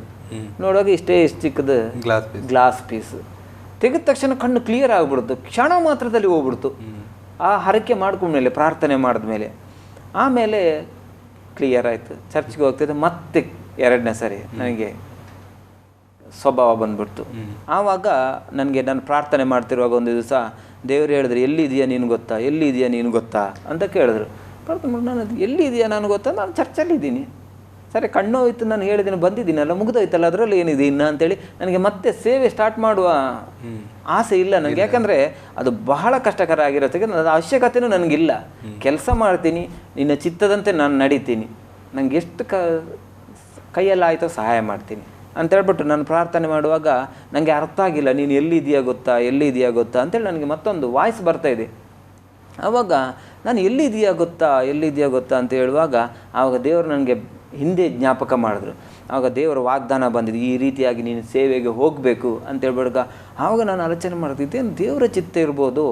ನನಗೆಲ್ಲ ಊರು ಗೊತ್ತು, ಇಡೀ ಇಂಡಿಯಾದಲ್ಲಿ ಹೈದರಾಬಾದ್ ಗೊತ್ತು, ದೊಡ್ಡ ದೊಡ್ಡ ಸಿಟಿಗಳು ಗೊತ್ತು, ಚೆನ್ನೈ ಗೊತ್ತು, ಬಾಂಬೆ ಗೊತ್ತು. ಇದೆಲ್ಲ ಇರುವಾಗ ನಾನು ಯಾಕೆ ಮಂಗಳೂರು ಪಟ್ಟಣಕ್ಕೆ ಬಂದೆ ಅಂತೇಳ್ಬಿಟ್ಟು ನನಗೆ ಒಂದು ಪ್ರಶ್ನೆ ಬಂತು. ಯಾಕೆ ನಾನು ಮಂಗಳೂರು ಪಟ್ಟಣಕ್ಕೆ ಬಂದೆ, ದೇವ್ರ ಚಿತ್ತದ ರೀತಿಯ ಕರ್ಕೊಂಬಂದ್ರು ಏನೋ ಅಂತೇಳಿ ನಾನು ಮತ್ತೆ ಅದನ್ನು ಮರ್ತುಬಿಟ್ಟೆ. ಮತ್ತೆ ಸ್ವಲ್ಪ ದಿನ ಆದಮೇಲೆ ಮತ್ತೆ ನನಗೆ ಟೆನ್ಷನ್ ಆಗುವಾಗ, ಇಲ್ಲ ಈ ಸರಿ ಖಡಕ್ಕಾಗಿ ನಾವು ನಿಂತ್ಕೊಬೇಕು ಅಂತೇಳ್ಬಿಟ್ಟು ಒಂದು ಗಟ್ಟಿ ಮನಸ್ಸನ್ನು ಇಟ್ಕೊಂಡು ಮತ್ತೆ ನಾನು ಲೋಕ ಪ್ರಕಾರ ಆಗಿ ನಡೆಯೋಕ್ಕೆ ಸ್ಟಾರ್ಟ್ ಮಾಡಿದೆ. ಎರಡನೇ ರೀತಿ ಆಗುವಾಗ ಆ ಸಮಯದಲ್ಲಿ ಸ್ವಲ್ಪ ದಿನಗಳಲ್ಲಿ ಇದೇ ರೀತಿಯಾಗಿ ನನಗೆ ಕೆಲವು ವಾರ್ನಿಂಗ್ಗಳೆಲ್ಲ ಬಂತು. ಈ ರೀತಿಯಾಗಿ ನೀನು ಇರಬೇಕು, ಈ ರೀತಿಯಾಗಿ ನಡಿಬೇಕಂತೇಳಿ ನಾನು ಅದನ್ನು ಯಾವುದು ನಡೆಯೋದು. ಯಾಕೆಂದರೆ ನನಗೆ ಮಾಮೂಲಿ ಲೋಕ ಪ್ರಕಾರವಾಗಿ ಟೆನ್ಷನ್ಗಳೆಲ್ಲ ಇರಬಾರ್ದು, ಅದು ಇದು ಹಂಗೆ ಹಿಂಗೆ ಅಂತೇಳಿ ಬಹಳ ಒಂದು ಪ್ರಾಬ್ಲಮ್ಗಳಲ್ಲಿ ನಾನು ಇದು ಮಾಡಿಕೊಂಡು ಖಡಾಖಂಡಿತವಾಗಿ ನಾನು ನಡೆಯುವಾಗ ನನಗೆ ಈ 3ನೇ ಸರಿ ನನಗೆ ಬಹಳ ದೊಡ್ಡ ಆ್ಯಕ್ಸಿಡೆಂಟ್ ಆಯಿತು.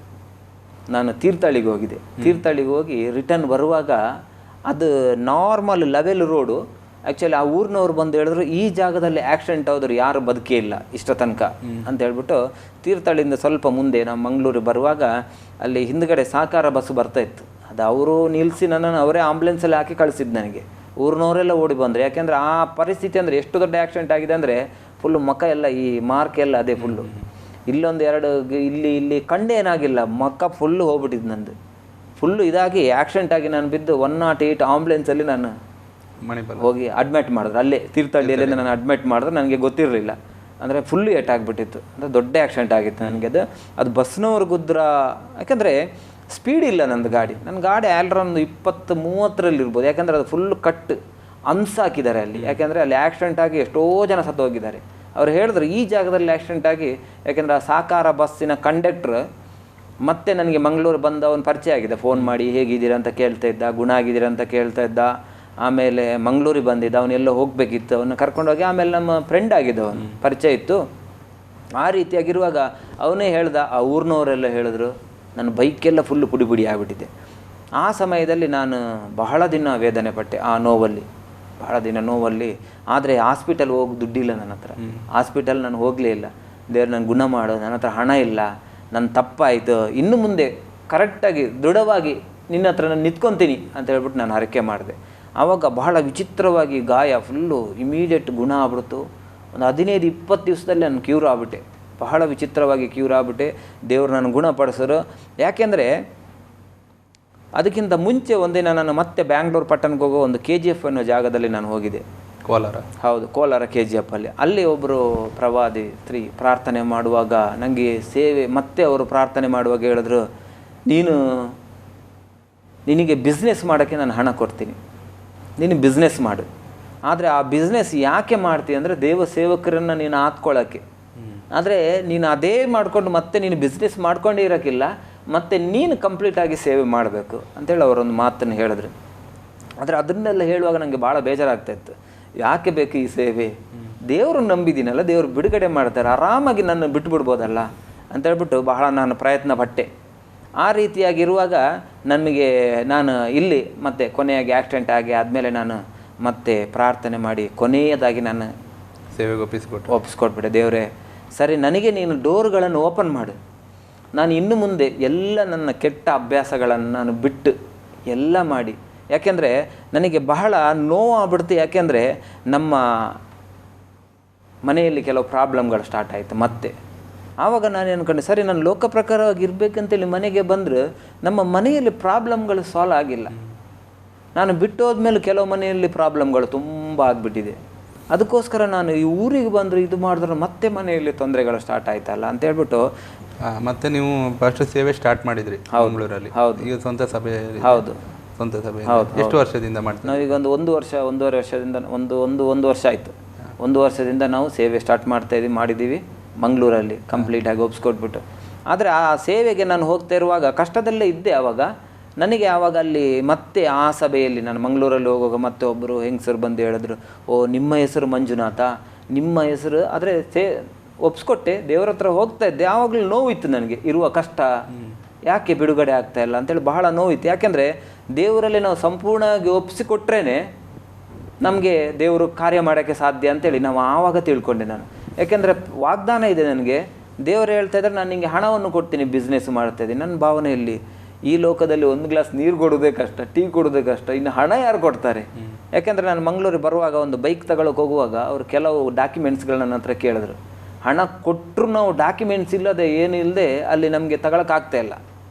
ಆ ರೀತಿ ಪರಿಸ್ಥಿತಿ ಇರುವಾಗ ಯಾರು ಕೊಡ್ತಾರೆ ಈ ಕಾಲದಲ್ಲಿ ಹಣ ಅಂತೇಳಿ ನಾನು ಹೇಳುವಾಗ ಮತ್ತೆ ಅವ್ರು ನನಗೆ ಬಂದು ಪ್ರೇಯರ್ ಮಾಡಿಬಿಟ್ಟು ಪ್ರವಾದನೆ ಹೇಳ್ತಾರೆ, ನಿಮಗೆ ನಾನು ಬಿಸ್ನೆಸ್ ಮಾಡೋಕ್ಕೆ ಹಣ ಕೊಡ್ತೀನಿ ಅಂತ ದೇವರು ಹೇಳಿದ್ದಾರೆ, ನೀವು ಪ್ರಾರ್ಥನೆ ಮಾಡಿ ಅಂತೇಳಿ. ಅವಾಗ ಎಷ್ಟು ನೋವಾಗ್ತಿತ್ತು ಅಂದರೆ ನಾನು ಹತ್ರ ಓಕೆ ಪ್ರೈಸ್ ಅಲಾರ್ಡ್ ಸಿಸ್ಟ್ರೆ ಪ್ರಾರ್ಥನೆ ಮಾಡಿ ಅಂತ ಹೇಳ್ಬಿಟ್ಟು ನಾನು ಮನಸ್ಸಲ್ಲಿ ನೆನೆಸ್ಕೊಂಡು ಹೇಳೋದಂದರೆ, ನಾಳೆ ಬೆಳಿಗ್ಗೆ ನನ್ನ ಮಕ್ಕಳಿಗೆ ಹಾಲಿಲ್ಲ, ಅದು ನಿಮ್ಮ ದೇವರು ಹೇಳಲ್ವಾ? ಬಿಸ್ನೆಸ್ ಮಾಡೋಕ್ಕೆ ಹಣ ಕೊಡ್ತೀರ ಅಂತೇಳಿ ಏನು ಮಾತಾಡ್ತಿದ್ದೀರ ಅಂತೇಳಿ ಒಂದು ಮನಸ್ಸಲ್ಲಿ ನನಗೆ ಅಂದರೆ ಆ ಥರ ಪರಿಸ್ಥಿತಿ ಇತ್ತು ಆವಾಗ. ಯಾಕೆಂದ್ರೆ ನಾಳೆ ಬೆಳಿಗ್ಗೆ ಆಗುವ ನನಗೆ ಮಕ್ಕಳಿಗೆ ಹಾಲಿಲ್ಲ, ಏನು ಮಾಡೋದು ಈಗ? ನಾಳೆ ಬೆಳಿಗ್ಗೆ ಊಟಕ್ಕೆ ಏನು ಮಾಡೋದು, ತಿಂಡಿಗೆ ಏನು ಮಾಡೋದು, ಬಾಡಿಗೆ ಏನು ಕಟ್ಟೋದು, ಹೆಂಗೆ ಹೋಗೋದು, ಬರೀ ಇದೆ ನನಗೆ. ಆ ಥರ ಇರುವಾಗ ಯಾಕೆಂದರೆ ದೇವ್ರನ್ನ ಬಿಟ್ಕೊಡೋದೇ ಇರೋದ್ರಿಂದ ದೇವರ ಒಂದು ನಾವು ಯೋನನ್ನ ಸತ್ಯವೇದದಲ್ಲಿ ನೋಡುವಾಗ ಯಾವ ರೀತಿ ಅವನು ಅಲ್ಲಿಗೆ ಹೋಗ್ಬೇಕಂತ ಹೇಳುವಾಗ, ನಿನವೆ ಪಟ್ಟಣಕ್ಕೆ ಹೋಗಂತ ಹೋಗ್ತಾ ಇರುವಾಗ ಅವ್ನಿಗೆ ಯಾವ ರೀತಿಯ ಕಷ್ಟಗಳು ಬರುತ್ತೆ, ಆ ಕಷ್ಟಗಳನ್ನೆಲ್ಲ ನಾವು ಅನುಭವಿಸ್ಕೊಂಡು ನಾನು ಅದನ್ನು ಜ್ಞಾಪಕ ಮಾಡಿಕೊಂಡು ಸರಿ ಕೊನೆಯದಾಗಿ ಒಪ್ಪಿಸ್ಕೊಡೋಣ ಅಂತೇಳಿ ದೇವರು ಒಪ್ಪಿಸ್ಕೊಡುವಾಗ ನಾನು ಒಂದು ಜಾಗದಲ್ಲಿ ಕೆಲಸ ಮಾಡ್ತಿರುವಾಗ ಇದೇ ರೀತಿ ಕೆಲಸಕ್ಕೆ ಆ ಒಂದು ವ್ಯಕ್ತಿ ಅಂದರೆ ನಮ್ಮ ದೇವರು ನಂಬಿದಾರಲ್ಲ ಅನ್ಯ ಜನ, ನೀವು ಯಾಕೆ ಸ್ವಂತ ಬಿಸ್ನೆಸ್ ಮಾಡ್ಬೋದಲ್ಲ ಅಂಥೇಳಿ. ಆವಾಗ ನಾನು ಕೇಳಿದೆ, ಸರ್ ಸ್ವಂತ ಬಿಸ್ನೆಸ್ ಹಣ ಬೇಕು ಸರ್, ನನ್ನ ಹತ್ರ ಹಣ ಇಲ್ಲ ಅಂತೇಳಿ. ಆವಾಗ ಆ ವ್ಯಕ್ತಿ ನನಗೆ ಸರಿ ನಾನು ಕೊಡ್ತೀನಿ ಹಣ ಅಂತ ಹೇಳಿದ್ರು.